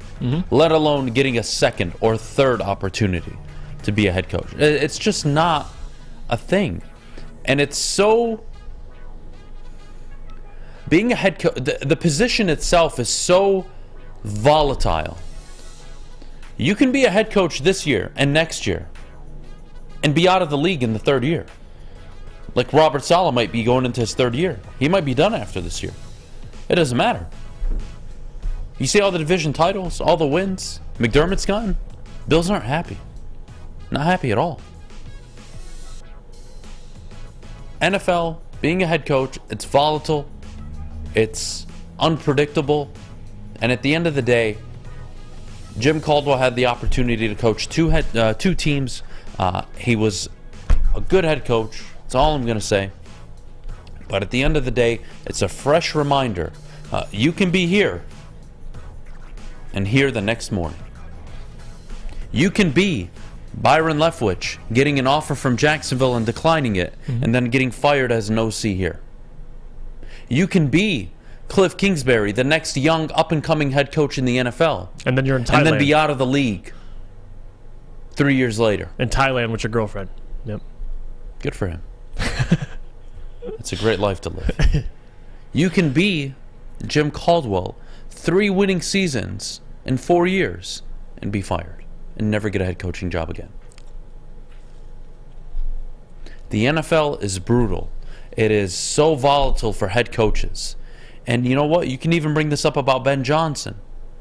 I don't think he made a mistake. I think he's a shoo-in to coach a top 10 offense this year. Having said that, if the Lions suck this year and they regress on offense, I got news for you guys. No one's probably hiring Ben Johnson. Now, do I think that'll happen? No. But it is the reality of the NFL. Yep. And for Jim Caldwell, I think finally he understood the game has passed me. And if I were to get a job, it would have been the year after I was let go in Detroit. We're well past that. Everybody's moved on. And everybody wants the next young up-and-coming coach. Everybody wants the next Brian Dable, the Sean McVay, the Kyle Shanahan. Everybody wants the Kevin O'Connell. Right. That's why they hire these guys. People think this is only race. Look, you can have your feelings on the amount of minority coaches, but Jonathan Gannon, Shane Steichen, why are they hired? Not because they're in the Super Bowl with the Eagles, but because you take coordinators from successful teams and you hope they end up being Kevin O'Connell or Brian Dable or Sean McVay or Kyle Shanahan or Matt LaFleur. That's why you take them. That's why you take them. It's a cycle, and whether you agree with it or not, it's not the point here. The point is, it's a volatile cycle of taking a chance and trying to get the next version of that guy and that guy and that guy and copycat and copycat. So, hope Jim Caldwell enjoys retirement with Carolina being a senior assistant, but to me, it just shows how brutal, how vicious the NFL is, man. Yeah, and it was a weird time, too, when Jim was initially fired. You saw that was the time period also where he took time away. He had other issues going on in his life. But like you said, and you put it perfectly, the league kind of just moved past the idea of having, older head coaches. I mean, most of the league is going young, and on top of that, Jim being out for as long as he was, and even trying to get an opportunity and not landing one. I mean, at this point, and he kind of talked about this on an article on ESPN, and this is what he said, and I quote, when I didn't immediately get a head coaching job, I immediately sort of changed the plans in terms of what I was looking for next. I knew I was at a stage where I wanted to be back in the building somewhere, and so I did have opportunities to kind of look at, and I was happy when Frank called. I think Caldwell right now is at a stage where he just wants to be a part of a team. Like I think being a head coach at this point, despite what you think of Caldwell and what he was, as part of the Lions, I know me and Adam go back and forth, but at the end of the day, the reality is that times have moved past Jim Caldwell. Like typically you're not looking for a head coach that's close to 70 years old to get another opportunity years later. Like, for example, even guys like Dennis Allen or any other head coaches that have been head coaches before, they immediately get back into football. Like if Robert Saleh was fired, he'd be at DC somewhere tomorrow.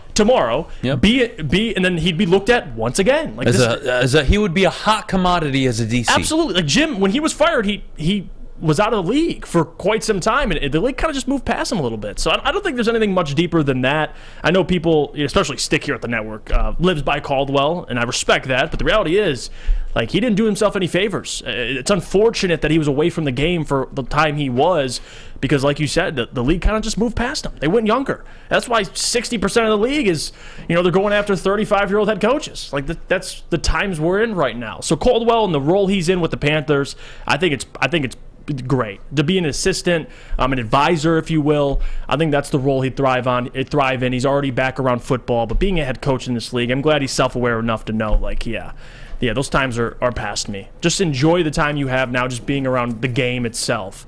But it's unfortunate. Jim didn't get right back into football. He had other things going on in his life personally, and I think that's what came back to kind of bite him in the ass a little bit. What are you going to do? Life isn't fair. And I hope you guys all learn that valuable lesson in life. Yeah, it's not fair. Wherever you're at. You're young, taking chances, working at startups or, working your first job, engineer, whatever the hell you're doing. Computer science, I don't know. In life isn't fair. And the best advice I can give any of you, and I like to think I've done a lot in my 9-year stretch of being 20 to 29 years old. I've tried a lot of shit professionally. The best advice I can give you is life doesn't wait for you. All right? Life just keeps going. Time keeps on ticking. You have one day less every single day to live. Right. It doesn't wait for you. Go out and fucking do it. Just go out and do it. I don't care how. I don't care how long it is. I don't care how hard it is. Go do it. Because if you don't, life is going to pass you by, and you're going to get a nice bill at the end of the life cycle. It's called regret. It's going to suck. I want to bring this comment up. I think I want you to respond to this because it's funny. God. Chris says, YouTube, woodwardsports.com, the chat thread. He says, coaches off the top of my head, I'd take Caldwell over. Okay. All right. Eberflus. Matt Eberflus. Mike McCarthy. Okay. Ron Rivera. Okay. Todd Bowles and Dennis Allen. I would agree on every single one of them except McCarthy. But that's not saying much. They're all trash coaches. Dennis Allen, to be determined, to be honest. Yeah. I thought he was decent in New Orleans given the situation, but I didn't think that comment Mike McCarthy's a division-winning coach, a Super Bowl-winning coach. Say what you want about him. Say what you want, even if I don't like him. I would never take Caldwell over him, though. That's egregious. That's egregious. We'll take a break. When we get back, 10 questions with Adam.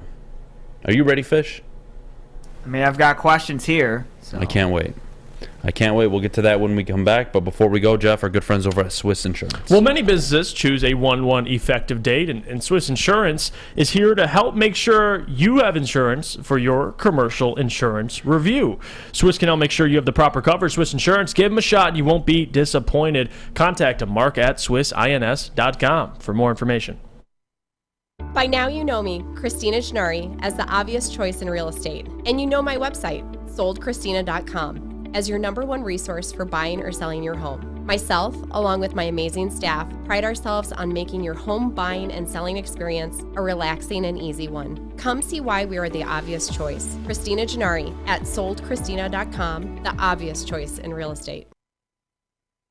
Get a shot up. This is for the win. All of Detroit's sports teams live on Woodward. All of Detroit's sports coverage lives on Woodward Sports. Driving the best in Detroit sports coverage. All right, we're back here on the Morning Woodward Show live, woodwardsports.com, one of my favorite segments of the week. I get to learn a lot about myself, what I know and what I don't know. So, Fish, the floor is yours, buddy. Enjoy. Good morning, everybody. We do not have any, kind of a geography question, but not really, so don't get too worried about. We have questions from our lovely folks on Twitter. Of course, after the questions have ended, we will open it up to the chat. Make sure you ask different questions than you would in Mailbag for those who are answering in the chat. First off, we'll go to the Twitter people who messaged me and told me, hey, ask Adam these questions. So here we go. Big Roo, fellow Australian, Aussie. Hey, gents. Adam, the pathetic state of the Tigers and how long to success with another rebuild? I think the Tigers can turn it around by next season. All right. I do. It's baseball. Go fucking spend money, cheap asses. Wow. It's not hard. Go spend some money, go make some shrewd deals, and stop worrying about the MLB draft. The MLB draft it's a crapshoot. It sucks. It's unpredictable, and I gotta wait 4 years just to see if he can maybe pitch in AAA, for God's sake. Tigers, boss up, make some moves, make some deals, trade some prospects, go spend some money, figure it out. They can turn it around in 2 years if they want it. But I'm a big believer in Scott Harris. I think he'll do a hell of a job. And then the second question, why won't the Tigers beat writers ask the hard questions? What are the hard questions? Well, I'm assuming the hard question would be, why does the team suck? How to change instead of being like happy, like, we're ready in 2 years. No, look, we're ready they in got 3 a tricky years. job. We can rebuild. No, look, the beat writers in any town have absolutely. a difficult job, right? Because they're in the building all day, and they got to maintain relationships. They can't just say, hey, you suck. They can't be as vulgar as I am, right? I can say whatever the fuck I want. I don't think anyone can be as vulgar as you. I can say whatever I want. They have to choose their questions wisely, because if they rub any individual the wrong way, it can deter how much access they have. It's unfortunate, but it is. I don't think that's fair to say. It's an all sports media. Go ahead. All right, off we go to question 2. This is from Native, the Navajo Native on Twitter. Okay. Let's revisit the question of which Detroit sports team are you most confident in this season? So, Jeff, we can include you if you'd like to answer that. Go for it. Well, it's going to be the Red Wings, of course. I mean, look what they're doing. And in a close second, I would put the Lions. Jeff, you want to comment? I'm with him. Yeah, I agree. Red Wings are 2 points out, so they are looking good. All right, we got like 59 questions from our great friend Jesse Adams here. So we'll start off with out of the 3 places, Chile, Japan, and Poland, which of the 3 countries would you live at? Say it again. Where would you live out of these 3 places? Chile, Japan, and Poland. You said Poland? Japan. Japan, Poland, or Japan, Chile? the food. Japan for the food. Chile, honestly, I have no idea what living in South America would be like.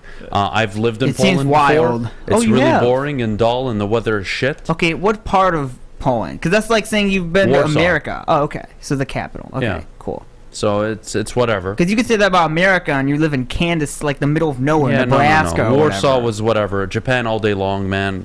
I get the food. I get everything I want. No, it's Japan easily. All right. If you could go back and hang out for 1 year in these eras, which are you picking? 60s, 70s, or 80s? Jeff, you can tap in if you'd like to. So this if I could live? So this could be sports related, music related, life related. Maybe you like a certain 60s. haircut. If I could relive anything, I would go back to the 60s, and I would go set up a nice little lawn chair, and watch JFK get murdered. Oh, God. Well, I'm just saying, I would go watch the JFK assassination. That's what I would do. Okay. I pull up my lawn chair right on the bridge on the highway, or I go to the depository and, book depository and just chill next to our boys. So I'm gonna go with the complete opposite answer. I'll go 80s. Why not? Okay. I get some of the best times during basketball, and on top of that, honestly, we're talking 80s. I get to see the first if we're just going 80 to 90. Pistons championship. I get to see the first one. Yeah, I was saying that. I was also thinking like Tigers too. I feel like 60s and 70s. It was I like the 80s were a little more just better, I guess, for the people. For everybody asking, I was born in 1994. Hey, so you're all aware. right. It was Adham on the grassy knoll. You're damn right. But if it was me, I wouldn't have missed my shot. Wow. Jesus. All right, we have Would have got rid of the wife too. Damn it. Fucking get rid of them all. They were gonna expose our secrets. We had to get rid of JFK. It's all understandable. I get it. It was gonna defund the CIA.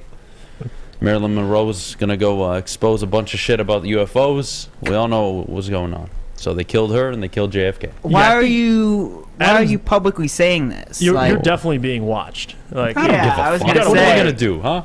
I host a sports show. I am like the least threat to this American government. You have a cop that's a friend. It's whatever.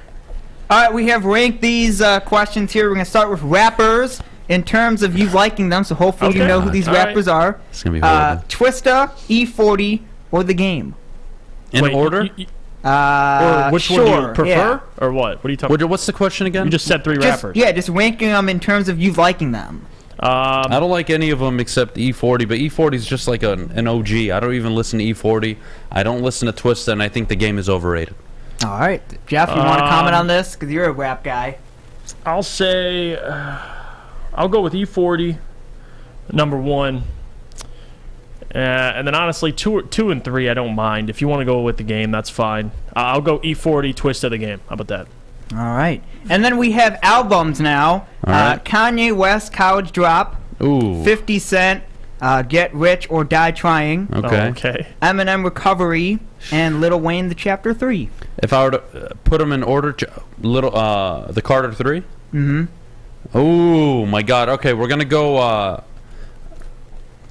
go 50 Cent album number one. Second place will be the Carter 3. College Dropout ranked third, and then fourth place is going to be Recovery. Had you put any other Eminem album, it probably would have been number one. But I'm going to go 50 Cent, the Carter 3, College Dropout, and then Eminem Recovery. Jeff, you want to comment on that? I'll say... I'm not putting Recovery in the top three. It was like a meh album. No, I'm going the Carter 3, number one. Number two, I'll go College Drop. I don't know, dude. That 50 Cent album was... Get Rich or Die Trying. Every track was a fucking hit. Yeah, dude. I got two older brothers. I was listening to it by default, just by being around them. So this is my personal list, though. I guess personal to me, the Carter 3, I'll do Kanye West, College Dropout, and then 50 Cent. And then we'll go Recovery. I think you're sleeping on 50 a little bit, but it's all good. All right, what else we got? Okay, thanks to all the people on Twitter for asking me questions. We'll do it again next week. Let's go over to the YouTube chat now. All right. Booner says, let's get a conspiracy theory segment with Adham. I don't think you guys want to hear me talk about that. Oh, jeez, yeah. We could probably do a whole show on just strictly conspiracies. Where do we want to start, huh? Was the moon landing real? I don't know. You know what? I don't have an opinion on that. I like to believe it was real. I don't have an opinion on that. I don't think it was all faked, but hey, what do I know? What do I know? I don't know. I don't know how I feel about the moon landing. It's whatever. I think it was real, but who knows? Yeah, you're who just knows? It's like Troy Weaver, a little skeptical. You can never know. In that era, Yeah. I mean, they got away with a lot of shit. Yeah. Like, imagine you killed your own president, you killed the people that killed him, and then you killed the people that you sent to kill the people that killed him. What a fucking time to be alive! Yeah. God. Yeah, no, you're not wrong. Some epic shit. Yeah. We start wars now for economic reasons. We don't give a fuck. Nobody tells us anything. Spend 20 years in a country we don't give a shit about. Just steal their oil. Fucking great, man. Great time to be alive. It's not a conspiracy. It's just the truth. It is the truth. But no one's talking about it, so I guess... Yeah, what are you going to do? People are busy, man. Well, they are busy. We don't got time to look at the news, man. We don't got time to look at the news. It's Too depressing. I looked at the news today. Mobile devices. I swear, I don't watch the news, by the way. I really don't. I think it's a bunch of crap. I try to. I was walking in from Birmingham Roast. Okay. CNN was on the screen. Yeah. Yep. And the title was, How President Biden Made It In and Out of Ukraine Safely. As if, like, the fucking Russians are going to kill a guy with dementia who can't even operate. Like, that's on their fucking priority list at the moment. Fucking joke. That's why the news sucks. It's about, am I on the left or am I on the right? We can't just be normal fucking Americans and meet in the middle. That's why this country's fucked up right now. You have to believe in either, I'm this or I'm that. Go fuck yourselves, all of you. Anyways. And also, you see the news lately, all the stuff, the explosions, like the plants that are blowing up. It's like already like, 3 I've counted. You had one in Oklahoma. You talking about the UFOs? No, I'm talking about like the metal plant, that blew up in Ohio. All the fish are like dead. Well, that was a train derailment that had explosives. Sorry, excuse me, the train. I'm not really up to speed with all that. There's so all I much know stuff is there's going people on, getting dude. It's, really upset in East Palestine. Things exploding, trains crashing. I don't know what's going on with the world, but that's why I don't watch balloons being what shot else out we of got, the sky. Fish, you got anything else? I mean, I'm not really seeing any other good questions. They're all putting American flags and stuff, and not really much to. I did read in the news though there was reportedly bombs set on train tracks, and they had to remove them. That was in Philly, right? I'm not sure, to be honest. Yeah, I kind of glimpsed it real quick and moved on with my day. I don't know exactly where it was. Yeah. So I don't know what the hell's going on. But messed Adam, up. do you believe birds are real? To be honest with you, no. Oh man. Oh goodness. Fake ass God. birds. What the hell does red pilled mean? Anybody? Red pill? Yeah. What does that mean? Adam is red pilled. I don't know what that means. I gotta Google. Wow, yeah, I was gonna say. If you don't know it, just someone to have their perspectively dramatically transformed, especially by introducing them to a new, typically disturbing understanding of truth. Oh God, now I get it. That's a fucking good one, boys. That's a good one. I don't have a favorite heavy metal band. I listen to it every once in a while, but I wouldn't say I don't listen to that shit. No? No, that is garbage. You don't like the headbanging? I'm sorry and if the I mosh offend pit? anybody that listens to heavy metal, but you are a special kind of person if you listen to that willingly. Yeah. God bless you. That's all I'm gonna say. You're not a I remember when Shaq went in the mosh pit. You remember that? Well, yeah. What do you mean, well, yeah? He went No, in the I mosh do. pit. I do. Oh, I kind of agree with that. I give their eardrums a lot of credit. Yeah, for I mean, listening to heavy metal. I'm not going home today and jamming to heavy Adam, metal. would you but ever I'll want to do it climb Mount occasionally. Everest? Oh. No. Oh. No, you know how many dead bodies are up there? Yeah. Dude, it's so bad. If I want to kill myself, I'll just go on 94 and walk. What the fuck am I going to go freeze my ass off? Or I'll just shoot myself. What are we doing here? I got to suffer and climb Mount Everest and hope I get to the top and then somehow have to make it back down? Get the fuck out of here. And all you have is bragging rights. And you just say, well, To who? I'll be dead? I'll be posting up with the skeleton to my left. Hey, buddy. It's not like you get. I made it further than you. And I'm alive. You don't get some sort of trophy. You just come back down and say, hey, you like meet a woman. You're like, hey, I climbed Mount Everest. If you didn't know already. And you risk your life. Let's see. Yeah, we've got a wings question. You want that one? No. I want to go with non-sports questions right now. All right. Let's see what else we got here. I could see Adam standing on the grassy knoll at the JFK shooting, eating ice cream, shouting, "What the fuck?" and going back to eating the ice cream. Can I beat Fletch in the Oklahoma drill? Probably not. He'd probably murder me. Fish, I think everybody would murder you in that regard. Well, what does Adam think about AI? I think AI, to be honest with all of you, oh, jeez. I think you all need to stop bitching and stop clenching your butt cheeks and understand that this is where technology takes us. We are the benefactors of all this technology, and I do think AI, to an extent, can be dangerous. How dangerous, I don't know. All I know is I'm not trying to live long enough to reenact the Terminator. So if I could die in the next 30, 40 years, that'd be cool. And by then, my kids will have to live a shit life and fucking, be controlled by robots. Hopefully I don't have to do that. Do you know what ChatGPT is? The AI chat thing? Yep. A little overrated, What by is the way. that? Oh. It's just, it's a little... All right, guys, let me explain to you how AI works. Sadly, I can't believe I'm doing this right now. It's So a the way website, AI right? works, AI builds its, quote, theories and knowledge based on the questions you're asking it in ChatGPT. So it's just a database. That's all it is. It's a bunch of data that it's consuming, and it's getting smarter and smarter every day, smarter than any human ever could grow in a lifetime. So, look, AI is insane, but that's all I'm going to say about it. I just hope I'm dead by the time it all works. Jeff, it's basically like they're trying to have a conversation. Well, it's yeah, Google on steroids. It is, but it's like you and me asking a question without you asking me the question. You're asking it me over a computer. Does that make sense? No. It's trying Jeff, to make it more. I'll talk to you after the show about it. Don't worry. Just leave it alone. It's more like conversation-based versus Google. They're just going to pull out a bunch of websites. If you're bored and possibly horny, yeah, but it's not. The system is still. It's still new. It's still fucked. It's still new. You can ask it to write you an article about the 2022 Detroit Lions, and it'll pull data from 2006 and say the Lions were 0-16 in 2022. It doesn't know everything. It's still so new. Yeah, it's very new. I wouldn't even bother with it, boys. What's the question you'd ask Google? Why? How do I kill fish? Moving on. Yeah, there you go. Moving on. We can answer. We can answer one more question, Fish. What do we got? They would give you a thing. What do we got? You want me to find one? Yep. I mean, I'm looking.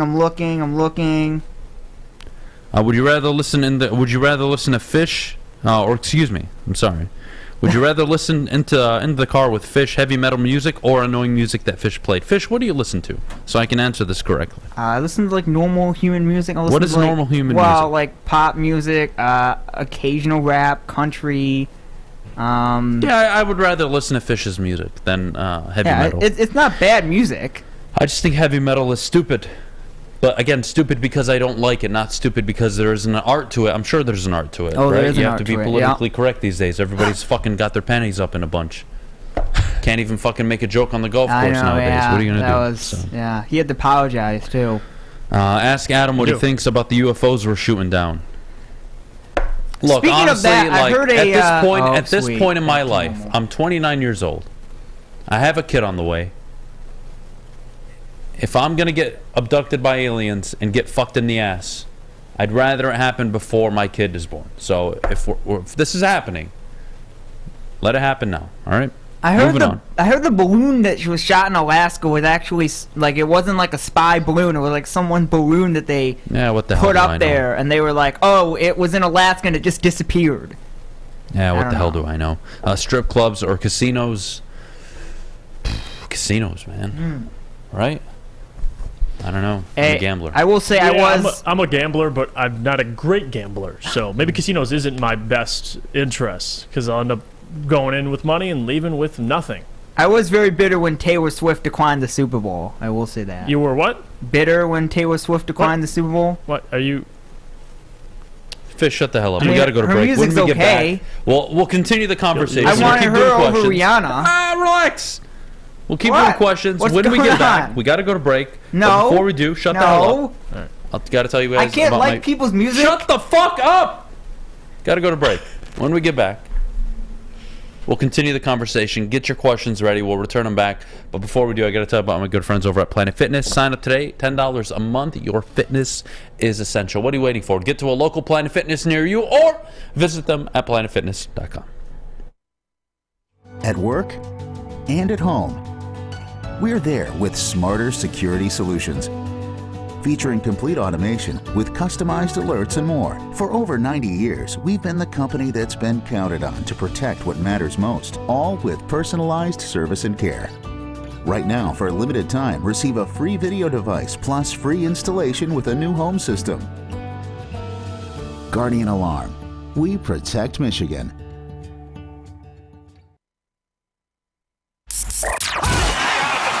Can't get enough Woodward Sports content? Head over to woodwardsports.com right now for up-to-date sports articles and great entertainment news. We have the best writers, bloggers, and coverage all at your fingertips. Head to woodwardsports.com right now to experience all Woodward Sports has to offer. All right, we're back. We'll continue with the questions here on the Morning Woodward Show. 9:43. We got a few minutes, so let's have some fun. What questions do we want to start with? Fish, who would you rather have dated, Kennedy or Maddie? I have to pick one? Yes. Kennedy Broadwell. Good choice. Okay. I'm going to agree with Fish. I would prefer Fish to have dated Kennedy over Maddie. I think it's a better fit for him. Anybody disagree here? Maybe, yeah, definitely height-wise. Definitely height-wise. I think, how tall are you, Fish? 5'4", 5'5". I haven't Solid. measured me recently, but Cameron asked, do you think the Rings are going to buy or stand pat at the deadline? Because at this point, I don't think we are sellers. No, I don't think we're sellers. And I don't think the Red Wings are necessarily buyers. Red Wings are going to make a push, but without buying. I think they're gonna go for it. Stay put, see if you can make some noise, and we'll see you this offseason. All right, Adam, what is your point of view on woke culture and transgender athletes? Boy. Oh, God. Oh, boy. Oh, God. Let me think this one through before I say what I want to say. You got to think. You might need a commercial break to think that one through. What I think is everybody should be allowed to do whatever they want in this country. All right? I'm a big believer in that. What I'm not a believer in is, grown-ass men who decide to transition, which is fine. They're right, competing in women's sports. There should be men's sports, women's sports, and trans sports. I don't see a problem with that. I think we should just define them, and we're not separating because they're not equal. But yeah, that's the problem. I don't think you can do that because transgender, they're trying to be the other gender. I understand, but that's, in theory, it's fucked. All right, I don't agree with it. I don't think it's realistic. People don't want to hear that. That's fine. You can do whatever you want with your body. You can be whoever you want to be. You can date, marry, fuck who. I don't care. Do whatever you want. But when you decide to transition, you've checked that box. You're no longer a man. You're no longer a woman. You have transitioned. You are that, but a trans version. And there's nothing wrong with that. Should I ask these who? No, seriously. Like, there's nothing wrong with that. But if you think for a second, a woman that transitions and wants to become a man can play in the NBA, you're dead wrong. And vice versa. If LeBron James decided to transition, and maybe that's an extreme example, Zach LaVine decides to transition tomorrow, is it fair for him to go play in the WNBA? I don't think so. No, it isn't. It isn't. I don't. I think it's garbage. No. So look, I think it's new. I think everybody should be respectful of what people decide to do, but at the end of the day, fuck off with that shit. Wow. Should I answer these who's cuter questions that I got asked from Mike G? I got 2 of them. Should I answer them? I don't know. No. No? Okay, I won't answer What them other then. questions do we have here? What are you guys laughing at? I want to know. Read them, damn it. Don't just laugh. Just Benji's comment, man. He says anyone can get hit at this point. I don't know who's what anymore. Oh, God. Okay. Moving on. God. Dante asked, Mailbag, what is your reaction to what Calvin Johnson said about him on the Detroit Lions when he was on the Jim Rome show? Did you see that? Yeah, I did. I didn't think it was anything worthy talking about. He's happy with the team. He's happy to be part of it. There's nothing more than that. Yeah. I didn't think it was a captivating interview that needed a 15-minute conversation I think the most interesting part of that entire interview is where he said in the past there would be less progress than there is right now. So they're at least organizationally they're moving in the right direction, and we know that. But for Calvin to say that, it's nice whatever. to hear. It's fine. It's okay. Hey. And he says he wants to be around the Lions. He wants to be around the team. So Can I ask this question towards you? You do need to answer Fletcher's question, but I'll let you answer that. Quickly. If you could live in the U.S., or if you couldn't live in the U.S., which place would you live? So you can't live in the U.S., you got to pick a place outside of the U.S., where would you live? And he said you've been to a lot of places, so you'd probably have an idea of Canada. where you'd live. I know. I would go live in Lebanon. Okay. I would go live in Lebanon. Is that family related or just? I have family ties there. Yeah. Living on the beach is one of my favorite experiences I've ever had in my life. Yeah, kind of in the middle of a war zone, but at the same time, risk reward. I get to literally work and live on a beach. There's nothing better than the sea, actually, technically. So it's fucking amazing. Great food, great environment. It's literally a 4-hour trip. I can make it anywhere I want in Europe. So and you give me crap for my Ohio comments because family. So yeah, and you know my answer. I mean, it's Italy. Yeah, family ties. I got all the food I can enjoy. Jeff would go back and be a dictator in Italy. Jesus, dude, we don't got to revisit. Look, I'm telling you, if you guys want to travel to if you guys are ever looking to travel to a Middle Eastern country, Lebanon's the place to go. Go to Beirut, go to Sur, and you are gonna party it up and enjoy yourself. One of the best countries I've been to. I think we play my basketball team on Monday. Do they? Yeah. Good. Hope they beat them. They probably will. Sadly. All right. Jeff, where are you from? Italy. My family originates from Sora, Italy. That's where my grandfather came over. Is that the ultra Italians or the normal ones? I mean, I don't know. I wouldn't know how to answer he's that. pretty Italian, I would say. He's They're doing pretty well. Live by a pasta factory. Do you go to Italy every year? No, every I couple don't. I've years? actually never been to Italy. Oh. But yeah, my dad has. Obviously, my grandparents from there, but no, never been. You gotta go to I Italy. would love to. That's the only. I've never been outside. I've been out of the country once on a cruise. I went to Cozumel. Oh. But if I truly, Where else have you been, If I Jeff? truly, that's it. Canada. Okay. Adam, Canada was what nice. are the must-hit cities in Italy again? For me, Rome was top tier, 10 out of 10. What you said one was overrated? Was that you said one of the cities was overrated? Is that Milan? You said was Which one's overrated? Milan's overrated. Okay. It's expensive and just whatever. Can't you say the same thing about all big cities? In theory, yeah, you could. Like New but- York, LA. Can't you say the same thing about that? Yeah, that but they're it's New York expensive? and LA. Nobody likes New York or LA. You Oh, know? alrighty. Jamcat Jeff Mailbag, where do you rank Sopranos on all-time TV shows? Oh, it's up there to me. You like Sopranos? Yeah, I never watched it. It's amazing. I mean, Never watched The Sopranos. Yeah, that's Maz's era. Love that. Yeah, big ask fan. Maz. Ask that same question to Maz. He'll give you an honest huge answer. fan. All right, we'll take a break. When we get back, mailbag time. Get your questions in the chat. This has been a little fun. Continue the questions. Jeff and I will get back to them in a second. But before we do, I got to tell you about Cousins Maine Lobster. Make sure you vote for them. The Detroit Free Press, best food truck in the business. Give them a vote. Scan the QR code. Best of the best. What are you waiting for? CousinsMainLobster.com. Find out where their food trucks are and give them a try. We'll be right back with Mailbag. Saturdays at 1 p.m. Make sure you're watching WoodwardSports.com for our new show, Chompin' Puck. He shoots! He scores! With four-time Stanley Cup champion Darren McCarty and Michael Gentry. Chompin' Puck is taking the Detroit hockey community and giving them a voice. Pros to Joes. You'll get the best Detroit hockey coverage around. Chompin' Puck. Saturdays 1 p.m. on WoodwardSports.com. You're about to be shell-shocked. The catch of the day is in. Big Boy Seafood Fest is officially back. Join us for some of your favorites like our popcorn shrimp and pike perch platters and our classic fish and chips. This year, we've reeled in some fresh catches like our shrimp Alfredo, shrimp stir-fry, and our fish sandwich. And especially, don't forget about our all-you-can-eat Friday night fish fry buffet. Every day is a fish fry at Big Boy. My name is Lee. I've lost 35 pounds on the Custom Health Center program. So the three biggest benefits that I've gotten from this program has been I'm not snoring anymore, I have a lot of energy, it's great, and oh, by the way, look at this. No, I'm just kidding. No, I'm just kidding. Call us at 844-789-THIN or visit CustomHealthCenters.com for a free consultation and get started for as little as $5 a day. Woodward Avenue, the first paved road in America. Woodward Sports, the first sports network born in Detroit and made for Detroit.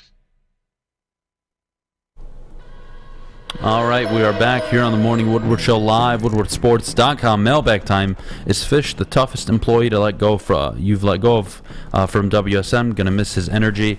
Yeah, Fish leaving sucks. Fish leaving sucks, but we're not letting him go. Fish is going on and moving on with his life, and hopefully pursuing something that'll make him even more happy. So that makes me happy. Adam, would you please answer this? Oh, jeez. Would you rather bang a fish or a hippo? No, not bang a fish. Bang fish. Yeah, oh, bang fish or a hippo?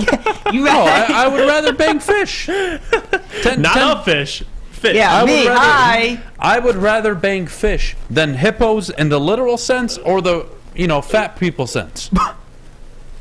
Sign me up all day. I'll fuck fish. I am sad for my brothers and sisters in the East Palestine Sea or Ocean, or that's the lake. There you it's a go. lake, not an ocean. A lake. Mailbag Jeff, what's your favorite TV show? Honestly, I got a lot of favorite TV shows. I think one of my all-time favorites, besides, Sopranos we just talked about, but Dexter. It's actually a super. Yeah. It's an amazing That's a TV classic, show. yeah. That's up there. There's a lot, but I don't know if I'd be. Yeah, Dexter's great. You never heard of Dexter? Dexter's what? Laboratory? Oh, yeah. Dee Dee? Not Dexter's Laboratory. Oh, is it different? Oh, see, yeah, that's what I thought of. Not Dexter. No. It's a different Then one? what are you talking about? Yeah, Dexter, as in the TV show about a forensic technician who's also a serial killer.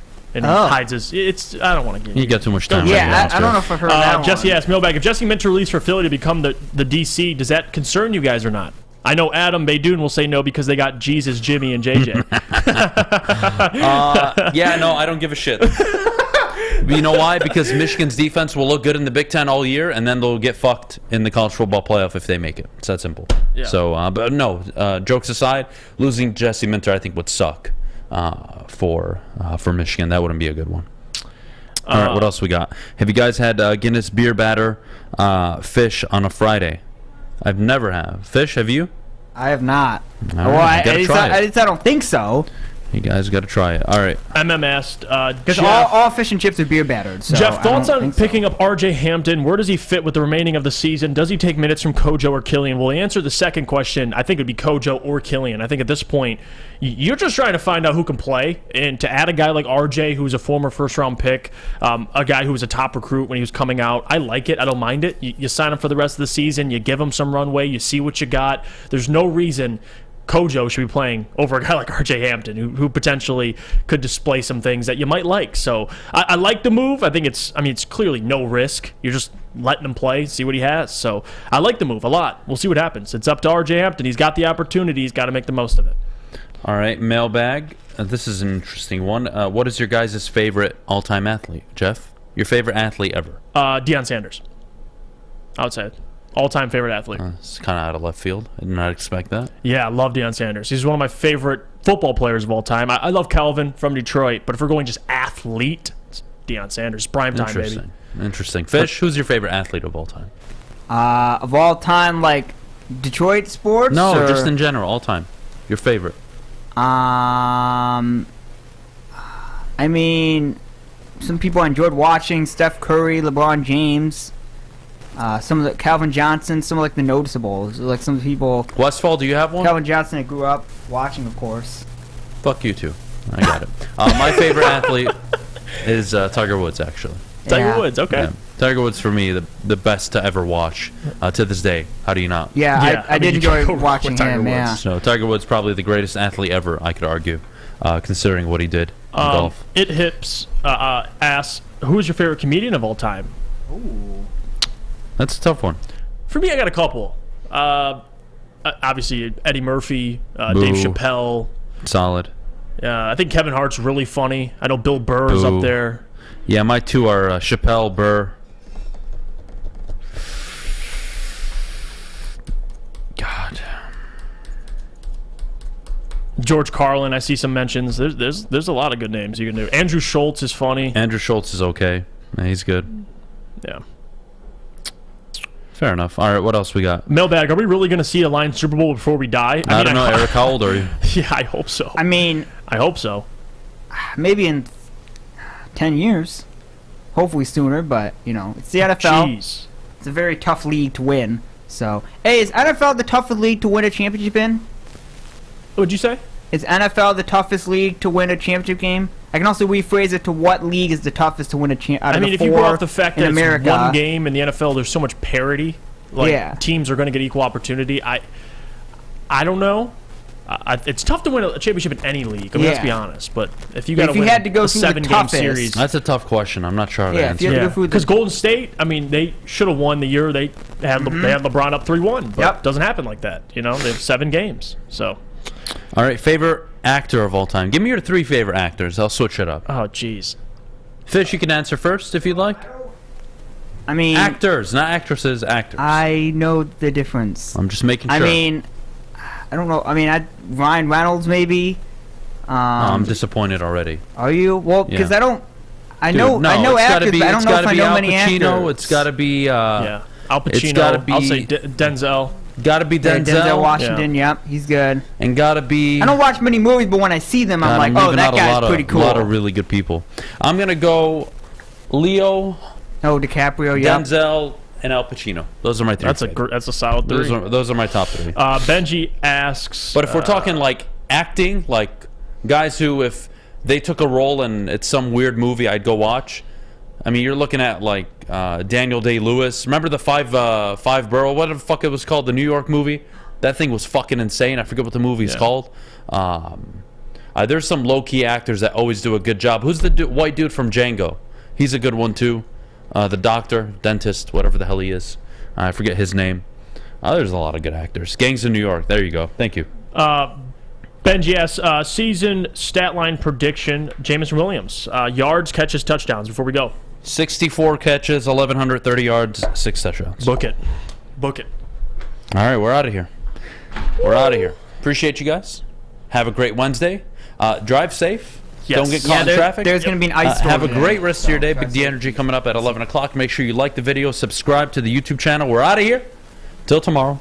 Have a good day. Happy Wednesday. Go watch Champions League. Be safe in that ice storm, please. I want to see you back tomorrow.